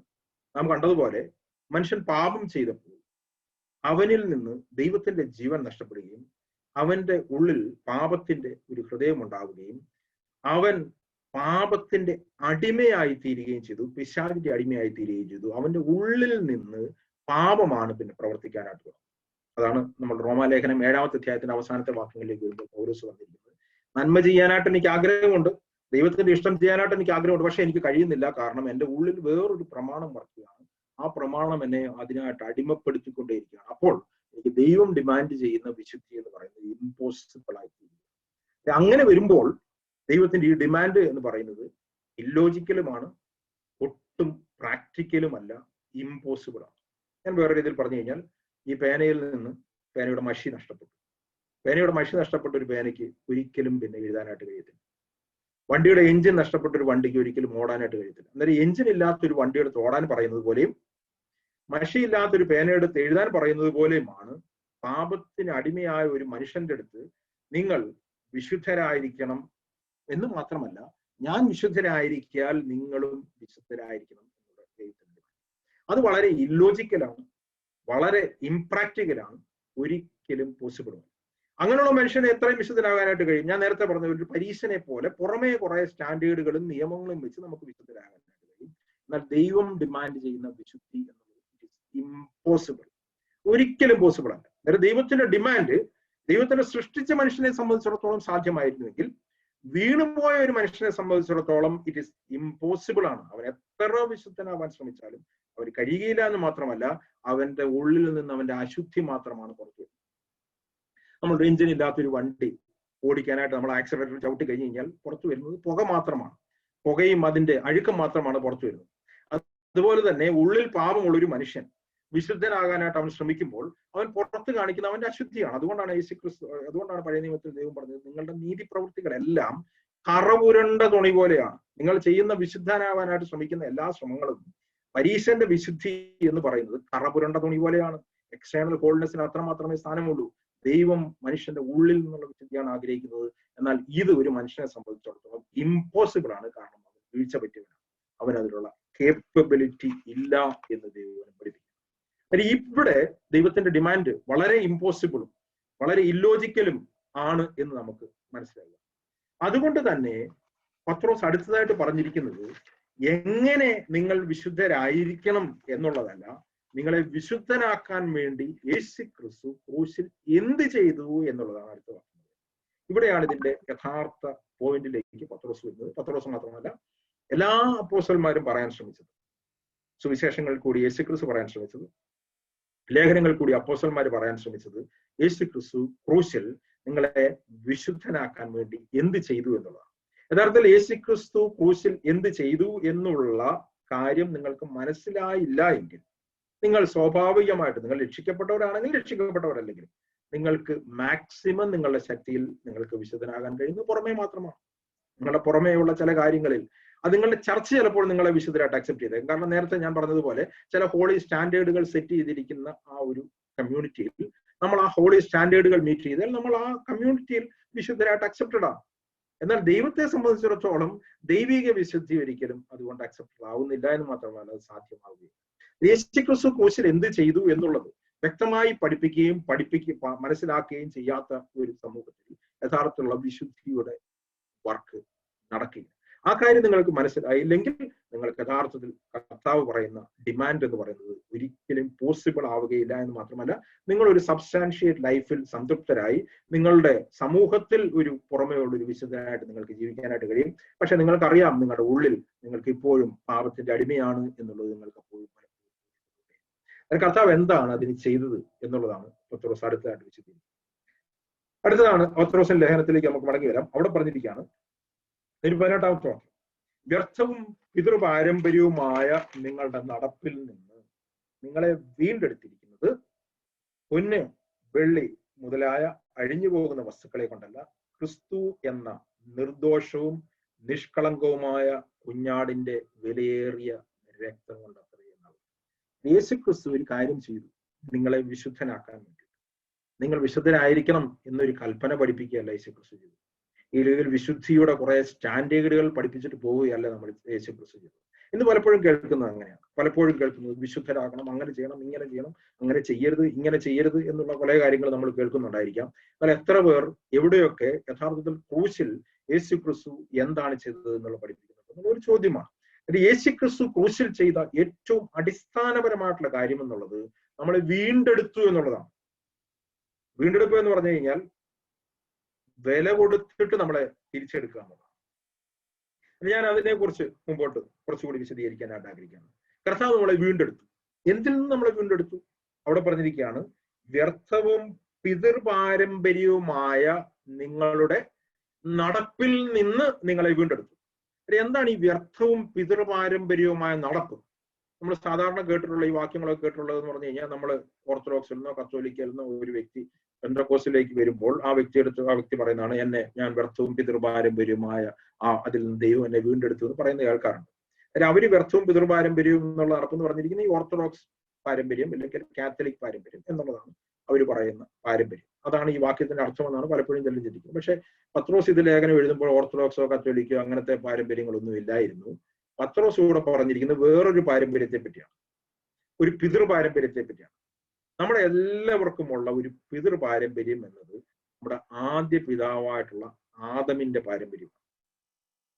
ആ ആദമിന്റെ പാപം ചെയ്തതിന് ശേഷമുള്ള ആ ആദമിന്റെ പാരമ്പര്യത്തിലാണ് ഈ ഭൂമിയിലുള്ള എല്ലാവരും ജനിച്ചത്. ആ ആദമിന്റെ പാരമ്പര്യത്തിലാണ് എല്ലാവരും നടന്നത്. അതാണ് വ്യർത്ഥവും പിതൃപാരമ്പര്യമായിട്ടായിരുന്നു നമ്മുടെ നടപ്പ്. വേറൊരു രീതിയിൽ പറഞ്ഞു കഴിഞ്ഞാൽ പിശാചിന്റെ പ്രവർത്തികളാണ് നമ്മുടെ ജീവിതത്തിൽ നമ്മൾ ചെയ്തുകൊണ്ടിരുന്നത്. ആ നടപ്പാണ് നമ്മൾ നടന്നുകൊണ്ടിരുന്നത്. ആ നടപ്പിൽ നിന്നാണ് കർത്താവ് നമ്മളെ വീണ്ടെടുത്തത്. ഈ നടപ്പിനെ പറ്റി തന്നെ പൗലോസ് വേറൊരിടത്ത് പറയുന്നുണ്ട്. എഫെസ്യ ലേഖനം അതിന്റെ രണ്ടാമത്തെ അധ്യായത്തിന്റെ 2-ാമത്തെ വാക്യത്തിൽ പറയാണ്, അവയിൽ നിങ്ങൾ മുൻപേ, ഇപ്പോഴത്തെ കാര്യമല്ല, രക്ഷിക്കപ്പെട്ടവരടുത്ത്. ഞാനീ പറയുന്നതൊക്കെ ഒന്ന് ആഡ് ചെയ്യട്ടെ. ഞാനീ പറയുന്നതെല്ലാം രക്ഷിക്കപ്പെട്ടവരടുത്ത് മാത്രം പറയുന്ന കാര്യമാണ്. രക്ഷിക്കപ്പെട്ടവർ എങ്ങനെയായിരിക്കണം എന്നുള്ളതിനെ പറ്റിയാണ്. കാരണം പത്രോസ് പറയുന്നത് രക്ഷിക്കപ്പെട്ടവരടുത്താണ്. നിങ്ങളെ വീണ്ടെടുത്തിരിക്കുന്നത് പറഞ്ഞിരിക്കുമ്പോൾ വീണ്ടെടുക്കപ്പെട്ടവരടുത്താണ് പറഞ്ഞിരിക്കുന്നത്. അങ്ങനെ തന്നെ വീണ്ടെടുക്കപ്പെട്ട രക്ഷിക്കപ്പെട്ടവരടുത്താണ് പൗലോസ് എഫേസ്യ ലേഖനം എഴുതുന്നത്. അന്നേരം അവരുടെ അടുത്താണ് ഞാൻ ഈ പറയുന്ന കാര്യങ്ങൾ. അവരടുത്ത് പറയാണ്, മുമ്പേ നിങ്ങൾ രക്ഷിക്കപ്പെട്ടവരാണെങ്കിൽ, യഥാർത്ഥത്തിൽ വീണ്ടും ജനിച്ചവരാണെങ്കിൽ നിങ്ങൾ മുമ്പേ എങ്ങനെയായിരുന്നു നടന്നത് എന്ന് പറഞ്ഞിരിക്കുകയാണ്. നിങ്ങളുടെ മുമ്പേ ഉള്ള പിതൃപാരമ്പര്യം എന്താണെന്ന് പറഞ്ഞിരിക്കുകയാണ്. അവയിൽ നിങ്ങൾ മുമ്പേ ഈ ലോകത്തിന്റെ കാലഗതിയെയും ആകാശത്തിലെ അധികാരത്തിനും അനുസരണക്കേടിന്റെ മക്കളിൽ ഇപ്പോൾ വ്യാപരിക്കുന്ന ആത്മാവിനും അധിപതിയായവനെ അനുസരിച്ച് നടന്നു. അവരുടെ ഇടയിൽ നിങ്ങൾ എല്ലാവരും മുമ്പേ നമ്മുടെ ജഡമോഹങ്ങളിൽ നടന്ന് ജഡത്തിനും മനോവികാരങ്ങൾക്കും ഇഷ്ടമായത് ചെയ്തുകൊണ്ട് മറ്റുള്ളവരെ പോലെ പ്രകൃതിയാൽ കോപത്തിന്റെ മക്കളായി. എന്നാൽ ഇതാണ് വ്യർത്ഥവും പിതൃപാരമ്പര്യമായിട്ടുള്ള നടപ്പ് എന്ന് വെച്ച് കഴിഞ്ഞാൽ, ചുരുക്കി പറഞ്ഞു കഴിഞ്ഞാൽ, പിശാചിനെ, ലോകത്തിനെ, ജഡത്തിനെ, 3 കാര്യങ്ങളെ അനുസരിച്ച് നടന്നിരുന്ന ഒരു ജീവിത ശൈലിയെ പറ്റിയാണ് ഇവിടെ പറഞ്ഞിരിക്കുന്നത്. അതാണ് വ്യർത്ഥവും പിതൃപാരമ്പര്യവുമായിരുന്ന നടപ്പ്. ഈ വ്യർത്ഥവും പിതൃപാരമ്പര്യമായ ഈ നടപ്പിൽ നിന്നും നമ്മളെ വീണ്ടെടുക്കാതെ, കർത്താവ് നമ്മളെ വീണ്ടെടുക്കാതെ നമുക്ക് ഒരിക്കലും വിശുദ്ധരാകാനായിട്ട് കഴിയത്തില്ല എന്ന് കർത്താവിനറിയാം. അതുകൊണ്ട് തന്നെ കർത്താവ് നമ്മളെ അതിൽ നിന്ന് എടുത്തു. അതേ കാര്യം തന്നെയാണ് എഫെസ്യ ലേഖനത്തിൽ പറഞ്ഞിരിക്കുന്നത്, നിങ്ങൾ രക്ഷിക്കപ്പെട്ടിരിക്കുന്നു, കൃപയാൽ നിങ്ങൾ രക്ഷിക്കപ്പെട്ടിരിക്കുന്നു പറഞ്ഞിരിക്കുന്നു. അന്നേരം പത്രോസ് പറയാണ്, വ്യർത്ഥവും പിതൃപാരമ്പര്യവുമായി നിങ്ങളുടെ ഒരു നടപ്പുണ്ടായിരുന്നു. നിങ്ങളുടെ പാപത്തിന്റെ അടിമയായിരുന്ന, പിശാചിന്റെ അടിമയായിരുന്ന, ജഡമോഹങ്ങളിൽ നടന്നിരുന്ന വ്യർത്ഥവും പിതൃപാരമ്പര്യവുമായ നിങ്ങളുടെ ഒരു നടപ്പിൽ നിന്നും നിങ്ങളെ യേശുക്രിസ്തു വീണ്ടെടുത്തു. അന്നേരം ഇവിടെ ഒരു കാര്യം പത്രോസ് വീണ്ടും പറയാണ്, ഇങ്ങനെ കർത്താവിന് നിങ്ങളെ അതിൽ നിന്ന് വീണ്ടെടുക്കണമെങ്കിൽ കർത്താവിനൊരു വില കൊടുക്കേണ്ടി വരും. അന്നേരം ബാക്കി ഒരു കാര്യത്തിനും കർത്താവിന് വില കൊടുക്കാതെ ചെയ്യാം, അല്ലെ? ഇപ്പൊ നിങ്ങൾക്കൊരു നല്ലൊരു വീട് വേണമെങ്കിൽ കർത്താവ് യേശുക്രിസ്തുവിന് വേണ്ടി മരിക്കുക, വില കൊടുക്കേണ്ട കാര്യമൊന്നുമില്ല. യേശുക്രിസ്തു ഭൂമിയിൽ വന്നില്ലായിരുന്നെങ്കിൽ പോലും അതിനു മുമ്പുള്ള ആൾക്കാർക്കും ഇതൊക്കെ ഉണ്ടായിരുന്നു, അല്ലേ? സമ്പത്തോ, കാറോ, വീടോ എന്ന് പറഞ്ഞാൽ ഞാൻ ഉദ്ദേശിക്കുന്നത് സാമ്പത്തികമായിട്ടുള്ള സമ്പത്തോ, രോഗസൗഖ്യമോ, ഇങ്ങനത്തെ കാര്യങ്ങളൊക്കെ യേശുക്രിസ്തു ഭൂമിയിൽ വരുന്നതിന് മുമ്പ് എല്ലാവർക്കും ഉണ്ടായിരുന്നു. അതിന് യേശുക്രിസ്തു വില കൊടുക്കേണ്ട കാര്യമുണ്ട്. അന്നേരം യേശുക്രിസ്തുവിന്റെ അടുത്ത് ഈ കാര്യങ്ങൾക്ക് വേണ്ടി വരേണ്ട ആവശ്യമില്ല. കർത്താവ് തന്നെ വളരെ ക്ലിയർ ആയിട്ട് ആ കാര്യങ്ങൾ പറഞ്ഞിട്ടുണ്ട്. അന്നേരം നിങ്ങളുടെ ജീവിതത്തിൽ, നിങ്ങളുടെ ജോലിയിൽ ഒരു പ്രശ്നത്തിന് പരിഹാരം വരുത്താനായിട്ടോ, അല്ലെങ്കിൽ നിങ്ങൾക്ക് ഒരു രോഗത്തിന്റെ സൗഖ്യത്തിനായിട്ടോ, അതിനൊന്നും വേണ്ടി ഒന്ന് യേശുക്രിസ്തു ഭൂമിയിൽ വരേണ്ട കാര്യം. യേശുക്രിസ്തു വരാതെ തന്നെ നിങ്ങൾക്ക് ഈ കാര്യങ്ങളൊക്കെ ലഭിക്കാനായിട്ടുള്ള സാധ്യത നേരത്തെ. എന്നാൽ യേശുക്രിസ്തു ഈ ഭൂമിയിൽ വന്നത് മനുഷ്യരെ പാപത്തിൽ നിന്ന് വീണ്ടെടുക്കാനായിട്ടാണ്. അതുകൊണ്ടാണ് യേശുക്രിസ്തു വന്നപ്പോൾ തന്നെ കർത്താവിനെ പറ്റിയുള്ള പ്രവചനമായിരുന്നു, അവൻ തന്റെ ജനത്തെ അവരുടെ പാപങ്ങളിൽ നിന്ന് വിടുവിക്കാണ്ടിരിക്കുന്നതുകൊണ്ട് അവന് യേശു എന്ന് പേരിടണമെന്ന്. അതായത് യേശുക്രിസ്തു ഭൂമിയിൽ വന്നതിന്റെ ഉദ്ദേശമാണ്, കർത്താവ് അത് വന്നതിന്റെ ഉദ്ദേശമാണ്. അതാണ് പത്രോസും പറഞ്ഞത്. ഇങ്ങനെ പാപത്തിൽ നിന്നുള്ള വീണ്ടെടുപ്പിന് കർത്താവിന് വെറുതെ നമ്മളെ വീണ്ടെടുക്കാനായിട്ട് കഴിയുകയില്ല. കർത്താവിന് അതിനൊരു വില കൊടുക്കേണ്ടി. ആ വില എന്താണ്? ആ വില എന്താണെന്നാണ് അടുത്ത വാക്യം പറഞ്ഞിരിക്കുന്നത്. വ്യർത്ഥവും പിതൃപാരമ്പര്യമായ നിങ്ങളുടെ നടപ്പിൽ നിന്ന് നിങ്ങളെ വീണ്ടെടുത്തിരിക്കുന്നത് പൊന്ന്, വെള്ളി മുതലായ അഴിഞ്ഞു പോകുന്ന വസ്തുക്കളെ കൊണ്ടല്ല. കാരണം ഈ വസ്തുക്കൾ കൊണ്ട് ഒന്നും ഒരു മനുഷ്യന് വീണ്ടെടുപ്പാനായിട്ട് കഴിയത്തില്ല. മനുഷ്യന്റെ ആത്മാവിന്റെ വില സർവ്വലോകത്തിനെക്കാട്ടും വലുതാണെന്നാണ് യേശുക്രിസ്തു പറഞ്ഞത്. ഈ ലോകത്തിലുള്ള എന്തെങ്കിലും കൊടുത്തിട്ട് മനുഷ്യനെ വീണ്ടെടുക്കാൻ കഴിയുമെങ്കിൽ കർത്താവ് അത് ചെയ്തേനെ, ദൈവം അത് ചെയ്തേനെ. എന്നാൽ അതിന് കഴിയാതിരുന്നത് കൊണ്ട് യേശുക്രിസ്തു തന്റെ ജീവനെ കൊടുക്കുക. അതുകൊണ്ടാണ് അവർ പറഞ്ഞിരിക്കുന്നത്, ക്രിസ്തു എന്ന നിർദോഷവും നിഷ്കളങ്കവുമായ കുഞ്ഞാടിന്റെ വിലയേറിയ രക്തം കൊടുത്തിട്ടാണ് നിങ്ങളെ നിങ്ങളുടെ വ്യർത്ഥവും പിതൃപാരമ്പര്യവുമായ നടപ്പിൽ നിന്നും കർത്താവ് വീണ്ടെടുത്തത്. അത് എന്തിനാണ് രക്തം കൊടുക്കേണ്ട ആവശ്യം? രക്തത്തിന്റെ പ്രത്യേകത എന്താണ്? രക്തം എന്തിനാണ് ഇതിന് ആവശ്യമായി വരുന്നത്? അതിന്റെ ചില കാര്യങ്ങൾ കൂടി ഞാൻ വിശദീകരിക്കാം. എന്താണ് രക്തം വീണ്ടെടുപ്പിന് വിലയായിട്ട് കൊടുക്കേണ്ട കാര്യം എന്ന് പറഞ്ഞാൽ, രക്തത്തിനൊരു പ്രത്യേകതയുണ്ട്. പഴയ നിയമത്തിൽ തന്നെ ആ വാക്യം വളരെ വ്യക്തമായിട്ട് പറയുന്നുണ്ട്, രക്തത്തിൽ ജീവനുണ്ട് എന്നുള്ളതാണ് ദൈവം പഠിപ്പിക്കുന്നത്. നമുക്കറിയാം എന്ന് ഞാൻ വിചാരിക്കുന്നു, മനുഷ്യനെ ദൈവം സൃഷ്ടിച്ചപ്പോൾ അവൻ മാംസബുക്കായിരുന്നില്ല, സസ്യബുക്കായിരുന്നു. നോഹയുടെ പ്രളയത്തിന് ശേഷമാണ് ദൈവം മനുഷ്യന് മാംസം കഴിക്കാനായിട്ടുള്ള അനുവാദം കൊടുക്കുന്നത്. മാംസം കഴിക്കാനായിട്ടുള്ള അനുവാദം കൊടുക്കുമ്പോൾ തന്നെ ദൈവം വ്യക്തമായിട്ടൊരു നിർദ്ദേശം അവരുടെ അടുത്ത് പറഞ്ഞു, മാംസത്തിന്റെ കൂടെ നിങ്ങൾ രക്തം കഴിക്കരുത്, കാരണം രക്തത്തിൽ ജീവനുണ്ട്. രക്തത്തിന്റെ പ്രത്യേകത, രക്തം എന്ന് കേൾക്കുമ്പോൾ എപ്പോഴും നമ്മൾക്ക് മനസ്സിലാകേണ്ടത് രക്തത്തിൽ ജീവനുണ്ട്. ജീവൻ എന്നുള്ളതാണ് രക്തത്തിന്റെ പ്രത്യേകത. അതായത് ജീവനുള്ള രക്തം നിങ്ങൾ ഭക്ഷണമായിട്ട് ഉപയോഗിക്കരുത്, രക്തം നിങ്ങൾ കുടിക്കരുത്, കാരണം രക്തത്തിൽ ജീവനുണ്ടെന്ന് പറഞ്ഞു. എന്നാൽ ഈ രക്തത്തിന് ഒരു പ്രയോജനമുണ്ട്, ഒരു ഉപയോഗമുണ്ട്. ആ ഉപയോഗം എന്താണ് എന്നുള്ളത് ഇതേ കാര്യം തന്നെ, രക്തം ഭക്ഷിക്കരുത് എന്ന് പറഞ്ഞോടുകൂടി തന്നെ അതിന്റെ ഉപയോഗം വേറൊരിടത്ത് പറയുന്നുണ്ട്. ആ വാക്യം വേണമെങ്കിൽ നമുക്കൊന്ന് എടുക്കാം. ലേവ്യ പുസ്തകം അതിന്റെ 17-ാമത്തെ അധ്യായം, ലെവിറ്റിക്കസ് ചാപ്റ്റർ 17. ലേവ്യ പുസ്തകം 17-ന്റെ 11-ാമത്തെ വാക്യം. 11-ാമത്തെ വാക്യത്തിൽ പറയാണ്, മാംസത്തിന്റെ ജീവൻ രക്തത്തിലല്ലോ ഇരിക്കുന്നത്, യാഗപീഠത്തിൽ നിങ്ങൾക്ക് വേണ്ടി പ്രായശ്ചിത്തം കഴിക്കുവാൻ അത് നിങ്ങൾക്ക് തന്നിരിക്കുന്നു. രക്തമല്ലോ ജീവൻ മൂലമായി പ്രായശ്ചിത്തം. രക്തത്തിന് ഒരു പ്രത്യേകതയുണ്ട്. രക്തം ജീവൻ മൂലം പ്രായശ്ചിത്തമാണ്. The blood reason of the life that makes atonement. അന്നേരം മനുഷ്യന്റെ വീണ്ടെടുപ്പിന് വേണ്ടി പാപത്തിന്റെ പ്രായശ്ചിത്തമായി രക്തമാണ് കൊടുക്കേണ്ടത്, കാരണം രക്തത്തിൽ ജീവനുണ്ട് എന്നുള്ളത്. ഇതിന്റെ പഴയ നിയമത്തിൽ തന്നെ ദൈവം വളരെ വ്യക്തമായിട്ട് പറഞ്ഞു, ഒരു വീണ്ടെടുപ്പിന് കൊടുക്കേണ്ടത് രക്തമാണ്. നമ്മൾ തുടർച്ചയായിട്ട് വാക്യങ്ങൾ കാണുന്നുണ്ട്. നമ്മൾ എല്ലാ വാക്യങ്ങളും വായിക്കാനായിട്ട് സമയമില്ല. ഇസ്രായേൽ മക്കളെ ഫറവോന്റെ അടിമത്തിൽ നിന്ന് വീണ്ടെടുപ്പിനായിട്ട് രക്തം, കുഞ്ഞാടിനെ കൊന്നിട്ട് ആ രക്തം അവരുടെ കട്ടറുമേലും കുടുംബമേലും തളിക്കാനാണ് പറഞ്ഞത്. രക്തം കൊണ്ടാണ് വീണ്ടെടുപ്പ് എന്നുള്ളത് പഴയ നിയമത്തിലെ ഒരു മാറ്റമില്ലാത്ത സത്യം. എന്നാൽ ഈ പഴയ നിയമത്തിലെ ആട്ടുകൊറ്റന്മാരുടെയും കാളകളുടെയും രക്തത്തിന് ഒരു ലിമിറ്റേഷൻ ഉണ്ടായിരുന്നു. ആ ലിമിറ്റേഷനാണ് പഴയ നിയമത്തിന്റെ തന്നെ, അല്ലെങ്കിൽ പഴയ ഉടമ്പടിയുടെ തന്നെ ലിമിറ്റേഷൻ. ആ ലിമിറ്റേഷൻ എന്താണ് എന്നുള്ളത് എബ്രായ ലേഖനം അതിന്റെ 10-ാമത്തെ അധ്യായത്തിന്റെ 4-ാമത്തെ വാക്യത്തിൽ പഴയ നിയമത്തിലെ ആടുകളുടെയും കാളകളുടെയും രക്തത്തിന്റെ ലിമിറ്റേഷൻ പറയാണ്. കാളകളുടെയും ആട്ടുകൊറ്റന്മാരുടെയും രക്തത്തിന് പാപങ്ങളെ നീക്കുവാൻ കഴിയുന്നത്. അതായത് മനുഷ്യന്റെ ഉള്ളിലുള്ള പാപത്തെ നീക്കുവാൻ കാളകളുടെയും ആട്ടുകൊറ്റന്മാരുടെയും രക്തത്തിന് കഴിഞ്ഞിരുന്നില്ല. ഇതായിരുന്നു പഴയ നിയമ ഉടമ്പടിയുടെ പ്രത്യേകത, ഇല്ലെങ്കിൽ അതിന്റെ ലിമിറ്റേഷൻ. അതായിരുന്നു പഴയ നിയമ യാഗങ്ങളുടെ ലിമിറ്റേഷൻ. എന്നാൽ യേശുക്രിസ്തു ഈ ഭൂമിയിലേക്ക് വരുമ്പോൾ യോഹന്നാൻ സ്നാപകൻ പറയാണ്, ഇതാ ലോകത്തിന്റെ പാപത്തെ ചുമന്ന് നീക്കുന്ന ദൈവത്തിന്റെ കുഞ്ഞാണ്. യോഹന്നാന്റെ ലേഖനം അതിന്റെ 3:5 യോഹന്നാൻ ഇങ്ങനെയാണ് എഴുതുന്നത്, മനുഷ്യപുത്രൻ പ്രത്യക്ഷനായത് പാപങ്ങളെ നീക്കുവാനായിട്ടാണ്. അതാണ് എബ്രായ ലേഖനത്തിൽ പറഞ്ഞിരിക്കുന്നത്, കാളകളുടെയും ആട്ടുകൊറ്റന്മാരുടെയും രക്തത്തിന് പാപങ്ങളെ നീക്കുവാൻ കഴിഞ്ഞില്ല. ആകയാൽ therefore എന്ന് പറഞ്ഞു കഴിഞ്ഞാൽ മുകളിലത്തെ കാര്യത്തിന് കഴിയാഞ്ഞത് കൊണ്ട് യേശു ക്രിസ്തു പറയാണ്, ആകയാൽ കർത്താവ് ലോകത്തിൽ വരുമ്പോൾ ഹനനയാഗവും വഴിപാടും നീ ഇച്ഛിച്ചില്ല, എന്നാൽ ഒരു ശരീരം എനിക്കായിട്ട് ഒരുക്കിയിരിക്കുന്നു.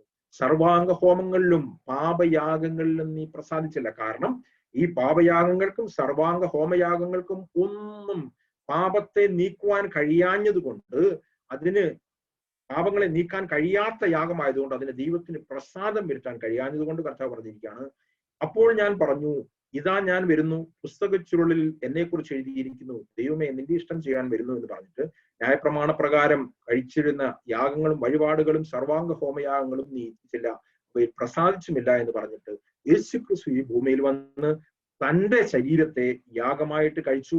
അങ്ങനെ ആ ഇഷ്ടത്തിൽ നാം യേശു ക്രിസ്തു കഴിച്ച ശരീരയാഗത്താൽ നാം വിശുദ്ധീകരിക്കപ്പെട്ടിരിക്കുന്നു.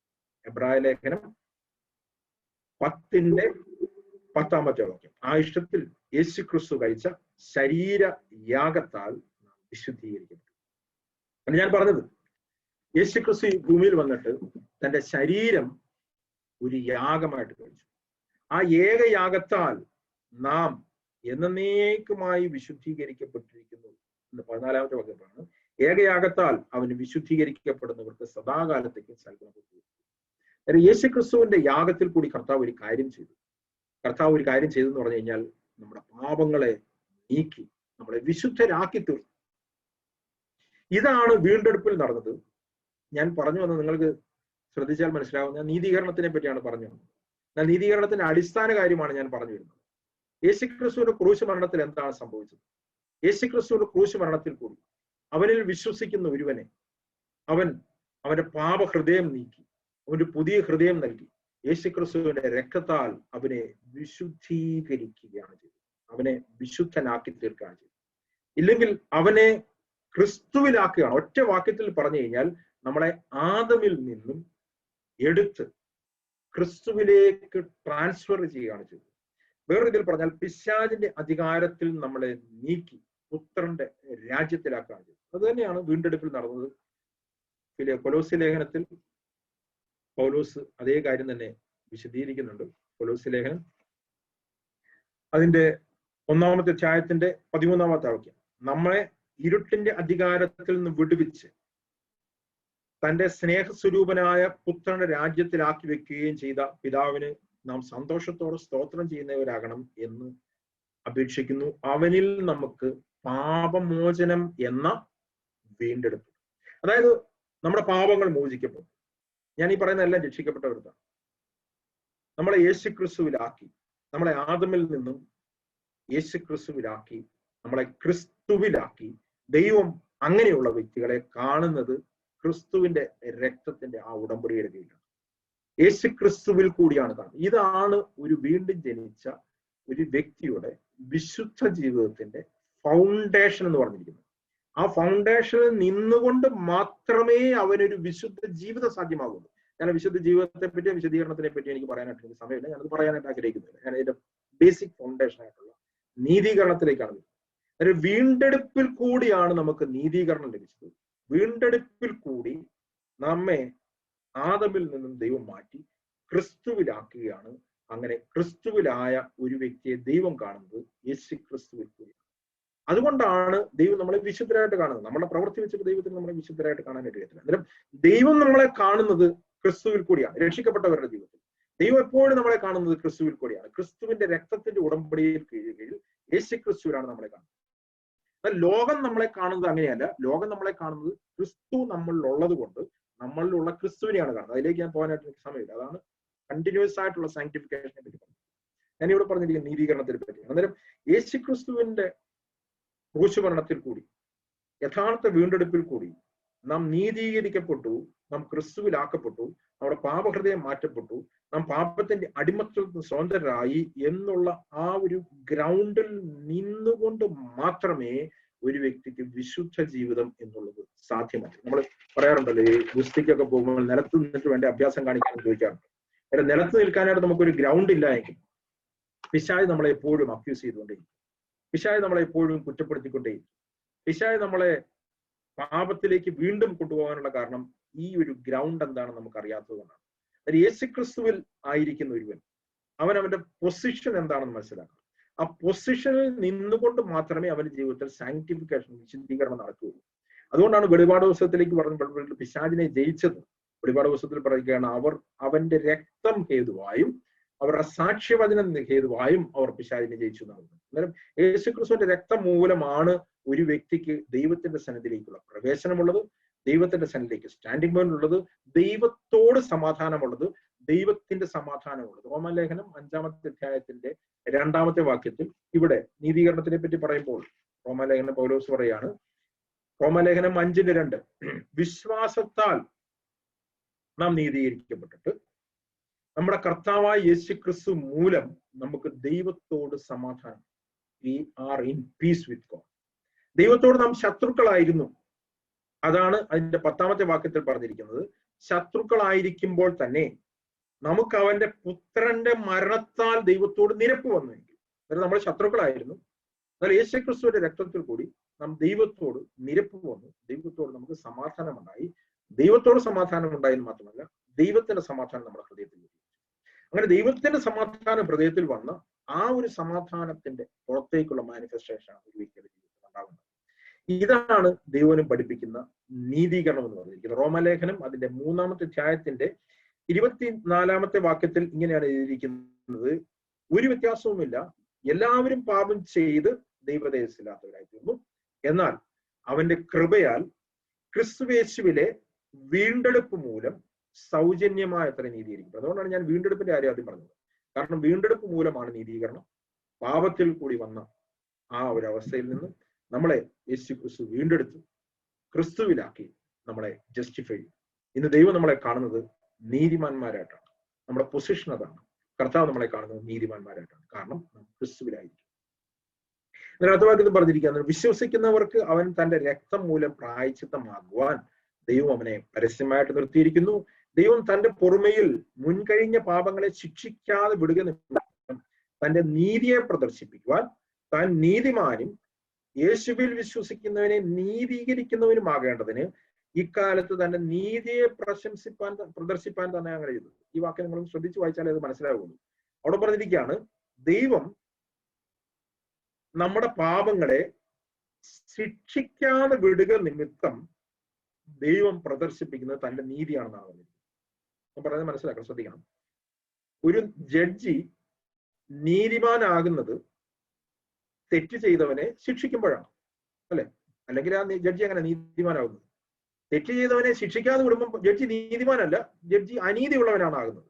എന്നാൽ ഇവിടെ നേരെ തിരിച്ചാണ് പറഞ്ഞിരിക്കുന്നത്, ദൈവം തന്റെ പുറമേയിൽ നമ്മുടെ മുൻകഴിഞ്ഞ പാപങ്ങളെ ശിക്ഷിക്കാതെ വിടുന്ന നിമിത്തം തന്റെ നീതിയെ പ്രദർശിപ്പാൻ താൻ നീതിമാനാണെന്ന് പ്രദർശിപ്പിക്കുകയാണ് ചെയ്തത്. എന്താണ് ഇതിന് കാരണം?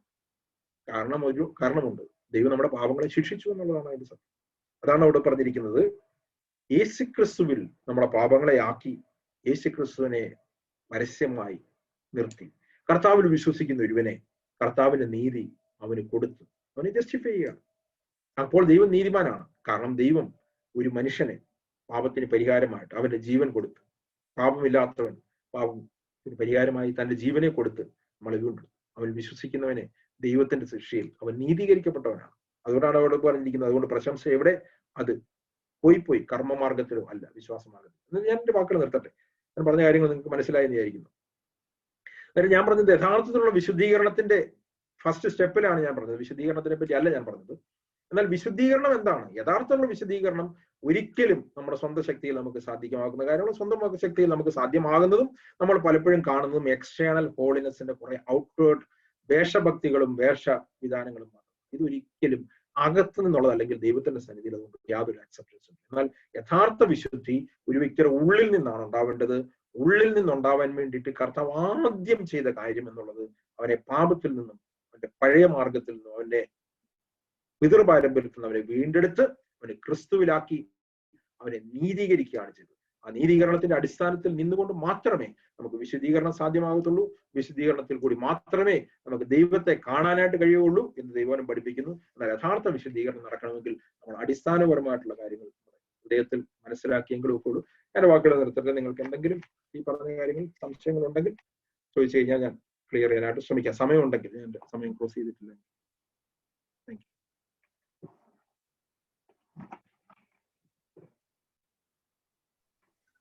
ഹല്ലേലൂയ, സ്തോത്രം. കർത്താവിലൂടെ അനുഗ്രഹിക്കപ്പെട്ട നീതീകരണം എന്നുള്ള വിഷയത്തെക്കുറിച്ച് വളരെ ആധികാരികമായിട്ട് നമുക്ക് കേൾക്കുവാൻ തക്കൊണ്ട് ഇടയായി തീർന്നു. സബ്ജക്റ്റ് വലിയ ഡീപ്പായിട്ടുള്ള സബ്ജക്റ്റ് ആണെങ്കിലും നമുക്കത് മനസ്സിലാകുന്ന രീതിയിൽ തന്നെ കർത്താസൻ നമുക്ക് അത് വെളിപ്പെടുത്തി തന്നു. തിരുവചനാടിസ്ഥാനത്തിലൂടെ തന്നെ നമുക്കത് വെളിപ്പെടുത്തി തന്നു.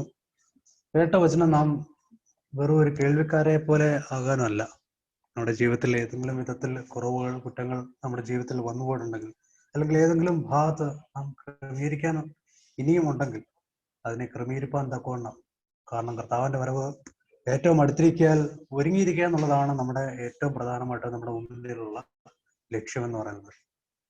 അത് വളരെ പ്രയാസമുള്ള ഒരു കാര്യമാണ്. എങ്കിലും തിരുവചനം അതിന്റെ ഏറ്റവും നല്ല മാർഗം എന്ന് പറയുന്നത് കർത്താവിന്റെ വചനത്തിൽ എപ്പോഴും ഉറച്ചിരിക്കുക, ദൈവവചനം എപ്പോഴും കേൾക്കുക, അതിനെ അടിസ്ഥാനമാക്കി ജീവിക്കുക എന്നുള്ളതാണ്. കർത്താസിനെ ശക്തമായിട്ട് വചനം സൂക്ഷിക്കാൻ തക്കണം എവിടെ സഹായിച്ചല്ലോ. തുടർന്നും അനേക യുവാക്കളുടെ ഇടയിൽ കർത്താസിനെ കാര്യങ്ങളെടുത്ത് ഉപയോഗിക്കട്ടെ എന്ന് പ്രാർത്ഥിക്കുന്നു. തുടർന്നുള്ള സൂക്ഷിക്കായിട്ട് നമ്മുടെ കർത്താസിനെ റെജിപ്പാസിനെ ക്ഷണിക്കുന്നു. ആർക്കെങ്കിലും സംശയങ്ങൾ ഉണ്ടെങ്കിൽ അതിനുള്ള ടൈം കൊടുക്കുക. ഓക്കെ. ആർക്കെങ്കിലും എന്തെങ്കിലും സംശയങ്ങൾ ഉണ്ടെങ്കിൽ ഈ നീതീകരണം എന്നുള്ള വിഷയത്തെ കുറിച്ച് എന്തെങ്കിലും സംശയങ്ങൾ ആർക്കെങ്കിലും ഉണ്ടെങ്കിൽ വീഡിയോ ഓൺ ആക്കാതെ തന്നെ ആർക്ക് വേണമെങ്കിലും ചോദിക്കാം. ആർക്കെങ്കിലും അങ്ങനെ ഉണ്ടെങ്കിൽ നമുക്ക് കുറച്ചുകൂടെ സമയമുണ്ട്. അതെ. അങ്ങനെ ആർക്കെങ്കിലും ഏതെങ്കിലും വിധത്തിലുള്ള ഡൗട്ട് മനസ്സിലുണ്ടെന്നുണ്ടെങ്കിൽ ഇപ്പൊ നമുക്ക് ഓപ്പണായിട്ട് നിങ്ങൾക്ക് കേട്ടതിൽ ഇന്ന് എന്തെങ്കിലും ഏതെങ്കിലും ഭാഗം മനസ്സിലാവാതിരുന്നിട്ടുണ്ടെങ്കിൽ അതിനെപ്പറ്റി ചോദിക്കാം.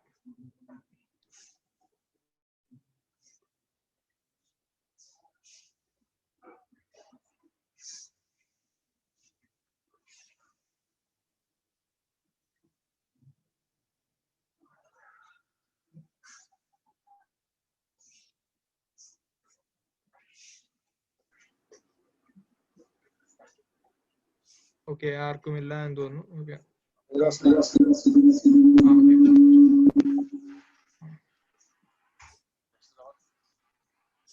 പഴയ നിയമത്തില് മൃഗങ്ങളുടെ രക്തം കൊണ്ടുള്ള യാഗം ദൈവം പറഞ്ഞിട്ടല്ലേ അനുവദിച്ചത്. അപ്പൊ അത് പാപപരിഹാരമാകുമായിരുന്നില്ല എന്ന് പറയുന്നത് എന്തുകൊണ്ടാ?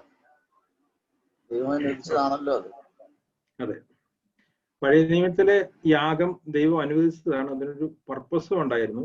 അതുകൊണ്ടുള്ള പർപ്പസ് എന്ന് പറഞ്ഞു കഴിഞ്ഞാൽ പാപത്തിൽ നിന്നുള്ള പരിപൂർണമായിട്ടുള്ള മോചനമായിരുന്നില്ല, മറിച്ച് അവരുടെ മാനസാന്തരം ദൈവത്തെ കാണിക്കാൻ വേണ്ടിയിട്ട് അവർ ഒരു കുഞ്ഞാടിന്റെ രക്തം ചൊരിയണമെന്ന് പറഞ്ഞു. രണ്ട് കാര്യമാണ് അതിനുള്ളത്. അതിൽ കൂടി ഇവർ കാണിക്കുന്നത് ഇവരുടെ വിശ്വാസത്തിന്റെ പ്രഖ്യാപനമാണ്. കാരണം വിശ്വാസം അവർ പ്രദർശിപ്പിക്കുകയാണ്, അവർ ദൈവത്തിൽ വിശ്വസിക്കുന്നുള്ളൂ. യഥാർത്ഥത്തിൽ മനുഷ്യൻ പാപം ചെയ്തപ്പോൾ തന്നെ യേശുക്രിസ്തുവിന്റെ വരവിനെ പറ്റിയുള്ള പ്രവചനം ഉണ്ടായിരുന്നു.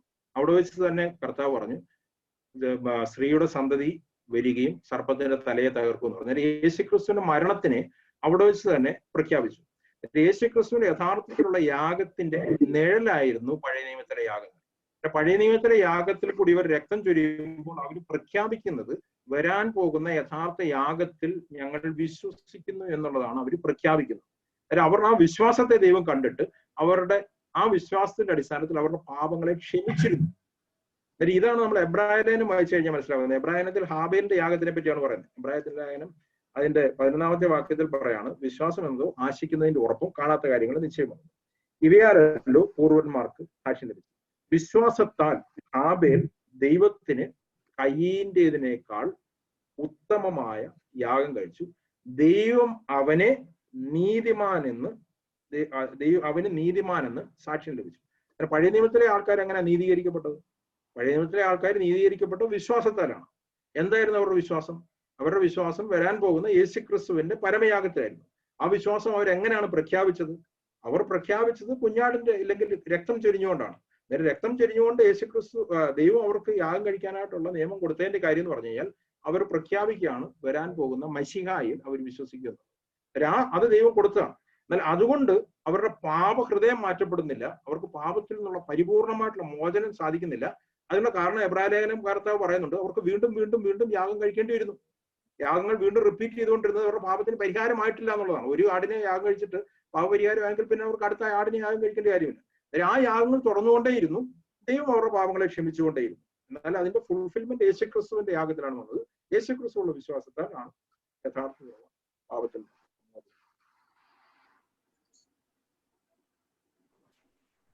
ജിനു ബ്രദറെ, ഒരു ഡൗട്ട് ഉള്ളതെന്ന് പറഞ്ഞാൽ പലരും ചോദിക്കാറുണ്ട്, ഈ ദൈവം നീതീകരിച്ചു. ഇപ്പൊ നമ്മളിപ്പോ ജിനു ബ്രദർ ഒരു എക്സാമ്പിൾ പറഞ്ഞു, ഒരു ജഡ്ജിയെ, അപ്പം ദൈവം ഒരു ജഡ്ജിയെ പോലെ വിധിക്കുവാണ്. അപ്പൊ ചിലർ ചോദിക്കുന്നുണ്ട്, ദൈവത്തിന് എല്ലാരെയും അങ്ങ് നീതീകരിച്ചൂടെ? ഇപ്പം ഭൂമിയിലുള്ള എല്ലാ മനുഷ്യരെ ഒരുമിച്ച് അങ്ങ് നീതീകരിച്ചൂടെ? ദൈവം സ്നേഹമാണല്ലോ, ദൈവം സ്നേഹമാണ്. അപ്പം എന്തിനാണ് ദൈവത്തെ ഒരു ക്രൂരനായി നമ്മൾ ചിത്രീകരിക്കുന്നതെന്ന് ചിലവര് ചോദിക്കാറുണ്ട്. അപ്പൊ അതെങ്ങനെ നമുക്ക്, അപ്പം ദൈവ സ്നേഹമാണെങ്കിൽ എല്ലാവരെയും ഒരുമിച്ചങ്ങ് നീതീകരിച്ച് ആ ദൈവത്തിന്റെ സ്നേഹത്തിന്റെ പ്രദർശനത്തിൽ ഒരുമിച്ച് എല്ലാരെയും നീതീകരിച്ചാ പോരെ? ദൈവ സ്നേഹമാണ് എന്നുള്ളത് ദൈവവചനം പഠിപ്പിക്കുന്നു. ഓക്കെ, ദൈവത്തിന്റെ സ്നേഹത്തിന്റെ ഏറ്റവും വലിയ പ്രദർശനം എന്താണ്? ദൈവത്തിന്റെ സ്നേഹത്തിന്റെ ഏറ്റവും വലിയ പ്രദർശനം എന്ന് പറഞ്ഞു കഴിഞ്ഞാൽ എല്ലാവരെയും നീതീകരിക്കുക എന്നുള്ളത്. ദൈവം നീതിമാനായിട്ടുള്ള ന്യായാധിപതിയാണെന്ന് ദൈവവചനത്തിൽ വളരെ വ്യക്തമായിട്ട് പറഞ്ഞു. ഇത് രണ്ടും ദൈവത്തിന്റെ രണ്ട് വശങ്ങളാണ്. ഒന്ന് നീതിമാനാണ്, രണ്ട് സ്നേഹവാനാണ്.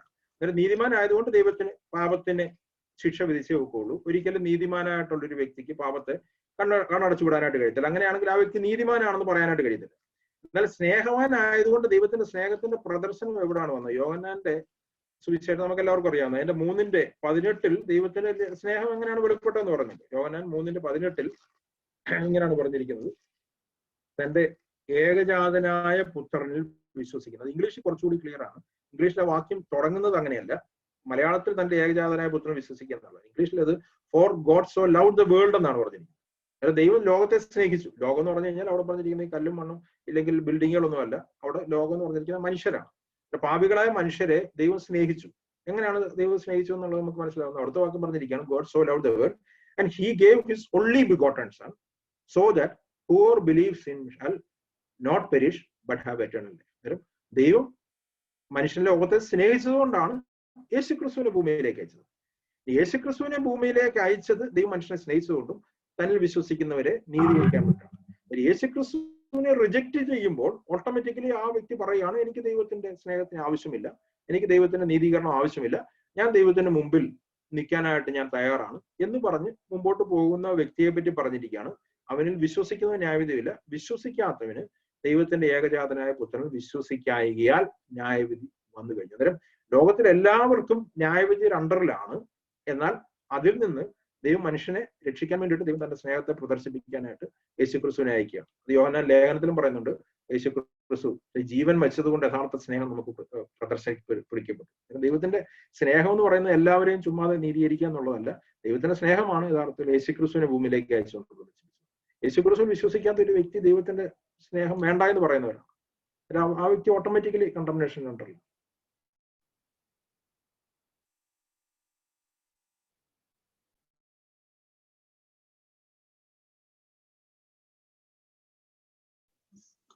ആർക്കെങ്കിലും ഏതെങ്കിലും വിധത്തിലുള്ള ഡൗട്ടുകൾ ഉണ്ടെങ്കിൽ ചോദിക്കാം.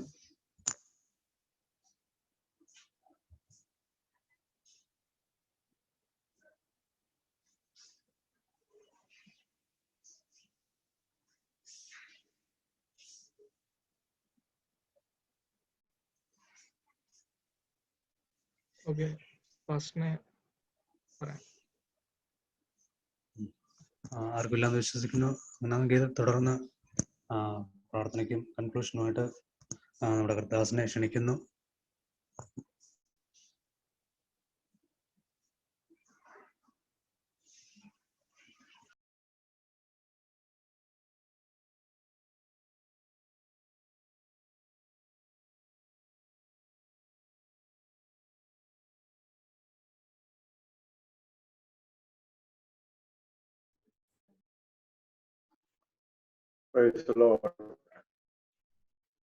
കർത്താവിന്റെ നാമം വാഴ്ത്തപ്പെടുമാറാകട്ടെ. അനുഗ്രഹിക്കപ്പെട്ടതായ ഒരു ദൈവജന ശുശ്രൂഷ വൈകിയ വേളയിൽ നമുക്ക് കേൾപ്പാൻ ഇടയായി തീർന്നല്ലോ.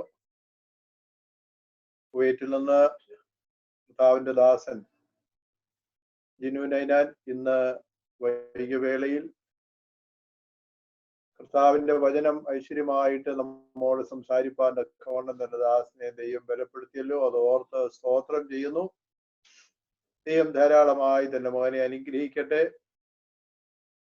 കേട്ട വചനം നമ്മുടെ ജീവിതത്തിൽ അധികമായിട്ട് അനുഗ്രഹമായി തീരുവാൻ തക്കവണ്ണം ദൈവം കൃപ നൽകട്ടെ. നമ്മെ ദൈവം വീണ്ടെടുത്ത് നീതീകരിച്ച് നമ്മെ വിശുദ്ധിയിലേക്ക് ദൈവം കൊണ്ടുവന്നത് ഓർത്ത് ദൈവത്തിന് സ്തോത്രം ചെയ്യുന്നു. ആ ഒരു വിശുദ്ധിയിൽ തന്നെ അവസാനത്തോളം നിൽപ്പാനുള്ള കൃപ ദൈവം നമുക്ക് ധാരാളമായി നൽകട്ടെ. കർത്താവ് വിശുദ്ധനായിരിക്കുന്നത് പോലെ നാമും വിശുദ്ധരായിട്ട് ഈ ലോകത്തിൻ്റെതായ കളങ്കങ്ങളോ വക്രതകളോ ഒന്നും നമ്മുടെ ജീവിതത്തിൽ ഏശാതെ ദൈവസന്നിധിയിൽ നമുക്ക് നിൽപ്പാനുള്ള കൃപ ലഭിക്കേണ്ടതിനായിട്ട് ദൈവകരങ്ങൾ നമ്മെ തന്നെ നമുക്ക് സമർപ്പിക്കാം. വില കൂടാതെ, കർമ്മപ്രവർത്തികൾ ഒന്നും കൂടാതെ, നമ്മുടെ പുണ്യപ്രവർത്തികൾ ഒന്നും കൂടാതെ, നമ്മുടെ മിടുക്കോ കഴിവോ ഒന്നും ഇല്ലാതെ സ്നേഹവാനായ ദൈവം, കരുണാസമ്പന്നനായ ദൈവം നമ്മോട് തോന്നിയ അവന്റെ സ്നേഹവും കരുണയും നിമിത്തം നമ്മുടെ അതിക്രമങ്ങളെയും നമ്മുടെ പാപങ്ങളെയും എല്ലാം കർത്താവ് ക്ഷമിച്ച് ക്രൂശിൽ ചൊരിഞ്ഞ ആ രക്തം മുഖാന്തരം നമ്മെ വീണ്ടെടുത്ത് നമ്മെ കഴുകി ശുദ്ധീകരിച്ച് നമ്മെ അവൻ നീതിമാന്മാരാക്കി. ആ നീതിയിൽ തന്നെ നമുക്ക് നിലനിൽപ്പാനിടയായിത്തീരും. അത് നമ്മൾ ഒരിക്കലും നഷ്ടമായി പോകാൻ, നഷ്ടപ്പെടുത്താൻ ഇടയാകാതെ കർത്താവിന്റെ വരവുവരെയും വിളിച്ച വിളിക്ക് ഒത്തവണ്ണം പത്രോസ് അപ്പോസ്തലന്റെ ലേഖനത്തിൽ നിന്ന് കർത്തദാസൻ വായിച്ച് ഓർപ്പിച്ചതുപോലെ അതേ ലേഖനത്തിൽ തന്നെ ഓർപ്പിക്കുന്നത് നിങ്ങളുടെ വിളിയും തെരഞ്ഞെടുപ്പും ഉറപ്പാക്കുവാൻ അധികം ശ്രമിക്കും. ആകയാൽ നമുക്ക് അവസാനത്തോളം നമുക്ക് ദൈവസന്നിധിയിൽ നിൽപ്പാൻ അവക്കണം നമുക്ക് ഇടയായി തീരട്ടെ. വിശ്വാസത്തിലും പരിജ്ഞാനത്തിലും ഇന്ദ്രിയജയത്തിലും സ്ഥിരതയിലും ഉത്സാഹത്തിലും സ്നേഹത്തിലും അവസാനത്തോളം നിൽപ്പാൻ നമുക്ക് കഴിഞ്ഞാൽ ക്രിസ്തുവിന്റെ പരിജ്ഞാനത്തിൽ നമുക്ക് തികവുള്ളവരായിട്ട് നിൽപ്പാൻ ഇടയായിത്തീരും. അതാണ് ദൈവം നമ്മെക്കുറിച്ച് ആഗ്രഹിക്കുന്നത്. അതിനുവേണ്ടിയാണ് നമ്മെ വീണ്ടെടുത്തത്, അതിനുവേണ്ടിയാണ് നമ്മെ വിശുദ്ധീകരിച്ചത്, നീതീകരിച്ചത്. ദൈവം നമുക്ക് തന്നിരിക്കുന്ന ആയുസ്സും ദൈവം നമുക്ക് തന്നിരിക്കുന്ന സമയങ്ങളും കർത്താവിന്റെ രാജ്യത്തിന് വേണ്ടി പ്രവർത്തിപ്പാൻ, കർത്താവിന് വേണ്ടി സാക്ഷിയാകുവാൻ ദൈവം നമുക്ക് കൃപ നൽകട്ടെ. ഇന്ന് വചന ശുശ്രൂഷിച്ച കർത്താവിന്റെ ദാസൻ ജിനു നൈനാനെ ഓർത്ത് സ്തോത്രം ചെയ്യുന്നു. ജോലിയോടൊപ്പം തന്റെ മകൻ ദൈവവചനത്തിന് പ്രാധാന്യം കൊടുത്ത് ദൈവവചനം പഠിക്കുകയും അനേകർക്ക് ദൈവവചനം മനസ്സിലാക്കി കൊടുക്കുവാൻ തക്കവണ്ണം അതിന് സമയം കണ്ടെത്തുകയും ചെയ്യുന്നതിൽ പ്രത്യേകം ഈ ദൈവദാസനെ ഞാൻ അഭിനന്ദിക്കുന്നു. പ്രിയപ്പെട്ടവനെ ദൈവം മാനിക്കട്ടെ, ദൈവം അനുഗ്രഹിക്കട്ടെ. എനിക്ക് പ്രിയപ്പെട്ടവനുമായിട്ട് പരിചയമില്ല എങ്കിലും കർത്താവിന്റെ വരവ് താമസിച്ചാൽ നേരിൽ മുഖാമുഖമായി കാണുവാനും പരിചയപ്പെടുവാനുള്ള അവസരങ്ങൾ ലഭിക്കട്ടെ എന്നും ആശിക്കുന്നു. ആമേൻ. പ്രാർത്ഥനയിൽ പ്രിയപ്പെട്ടവനെ ഓർത്തും പ്രാർത്ഥിക്കാം. കുടുംബമായിട്ട് ദൈവം അവരെ അനുഗ്രഹിക്കട്ടെ. കൊട്ടാരക്കര ഗ്രേസ് സിറ്റി ചർച്ചിന്റെ ചുമതലയിൽ നടത്തുന്ന ഈ യൂത്ത് മീറ്റിംഗിൽ ഗ്രേസ് സിറ്റി ചർച്ചിലുള്ളവർ മാത്രമല്ല, മറ്റനേക യുവതി യുവാക്കൾ ഈ മീറ്റിംഗിൽ സംബന്ധിക്കുന്നുണ്ട്. ഞാൻ എല്ലാവരുടെയും പേരുള്ള പ്രത്യേക നന്ദി കർത്തുദാസനോട് ഞാൻ ഈ തരുണത്തിൽ അറിയുകയാണ്. ദൈവം പ്രിയപ്പെട്ടവനെ അനുഗ്രഹിക്കട്ടെ. ഞങ്ങൾ പ്രാർത്ഥനയിൽ പ്രിയപ്പെട്ടവനെ ഓർത്തും പ്രാർത്ഥിക്കും. ദൈവം സഹായിക്കട്ടെ. നല്ല വചനങ്ങൾക്കായിട്ട് നമുക്കൊന്ന് സ്തോത്രം ചെയ്യാം. സ്തോത്രം, സ്തോത്രം, സ്തോത്രം. ഇന്നത്തെ മീറ്റിംഗിലെ പ്രിയ ജിബു അധ്യക്ഷനായിരുന്നു. നന്നായിട്ട് ലീഡ് ചെയ്യുവാനുള്ള കൃപയും കഴിവും എന്റെ മകന് ദൈവം കൊടുത്തല്ലോ. ദൈവം ധാരാളമായി എന്റെ മകനെ അനുഗ്രഹിക്കട്ടെ. ആമേൻ. സ്വാഗതം. അതേ പ്രിയ ഫെബിൻ പറഞ്ഞു, ഇതിന്റെ സിസ്റ്റം എല്ലാം നമ്മുടെ സഹോദരങ്ങൾ ക്രമീകരിച്ചു. ഇത് സംബന്ധിച്ച എല്ലാവരെയും ദൈവം ധാരാളമായി സഹായിക്കട്ടെ. നമുക്ക് പ്രാർത്ഥിച്ച് അവസാനിപ്പിക്കാനുള്ള സമയമാണല്ലോ. കൃതജ്ഞതയോ മറ്റു കാര്യങ്ങളോ എന്തെങ്കിലും ഓർപ്പിക്കാൻ ഉണ്ടായിരുന്നോ? പ്രാർത്ഥിച്ച് അവസാനിപ്പിക്കുകയാണോ ജിബു? പ്രാർത്ഥിച്ച് അവസാനിപ്പിക്കുക. സ്തോത്രം. നമുക്ക് പ്രാർത്ഥിക്കാം. ഈ ഒക്ടോബർ മാസം 17-ാം തീയതി ശനിയാഴ്ച ഇങ്ങനെ ഒരു മീറ്റിംഗ് ദൈവം നമുക്ക് ദാനമായി തന്നല്ലോ. ഈ യുവജന മീറ്റിംഗ് മുഖാന്തരം കേൾക്കപ്പെട്ടതായ ദൈവത്തിന്റെ വചനം ഒരു നാളും നശിച്ചു പോകുന്നില്ല. കെടുന്ന ബീജത്താലല്ല, കെടാത്തതിനാലും നിലനിൽക്കുന്നതുമായ ദൈവവചനത്താൽ തന്നെ നിങ്ങൾ വീണ്ടും ജനിച്ചിരിക്കുന്നു എന്ന് എഴുതിയിരിക്കുന്നത് പോലെ ഈ വചനം ഹൃദയത്തിൽ എവിടെല്ലാം വീണിട്ടുണ്ടോ അവരിലെല്ലാം ഈ വചനം അനുഗ്രഹമായി തീരേണ്ടതിന് നമുക്ക് പ്രാർത്ഥിക്കാം. സ്വർഗസ്ഥ പിതാവേ, അവിടുത്തെ ഓമനപുത്രൻ മുഖാന്തരം ഞങ്ങൾക്ക് ലഭിച്ചതായ വീണ്ടെടുപ്പിനായും വിശുദ്ധീകരണത്തിനായിട്ട് ഞങ്ങൾ സ്തോത്രം ചെയ്യുകയാണ്. മുമ്പേ ഞങ്ങൾ ഈ ലോകത്തിന്റെ കാലഗതികൾക്കനുസരിച്ച് ജീവിച്ചവരായിരുന്നു. അനുസരണക്കേടിന്റെ മക്കളിൽ വ്യാപരിച്ചു വന്നതായ ആത്മാവിനെ ഞങ്ങൾ അനുസരിച്ച് നടന്നവരായിരുന്നു. ഈ ലോകത്തിന്റെ കാലഗതികൾക്കനുസരിച്ച് ഈ ലോകത്തിൻ്റെതായ മോഹങ്ങൾക്ക് അധീനരായിരുന്നു.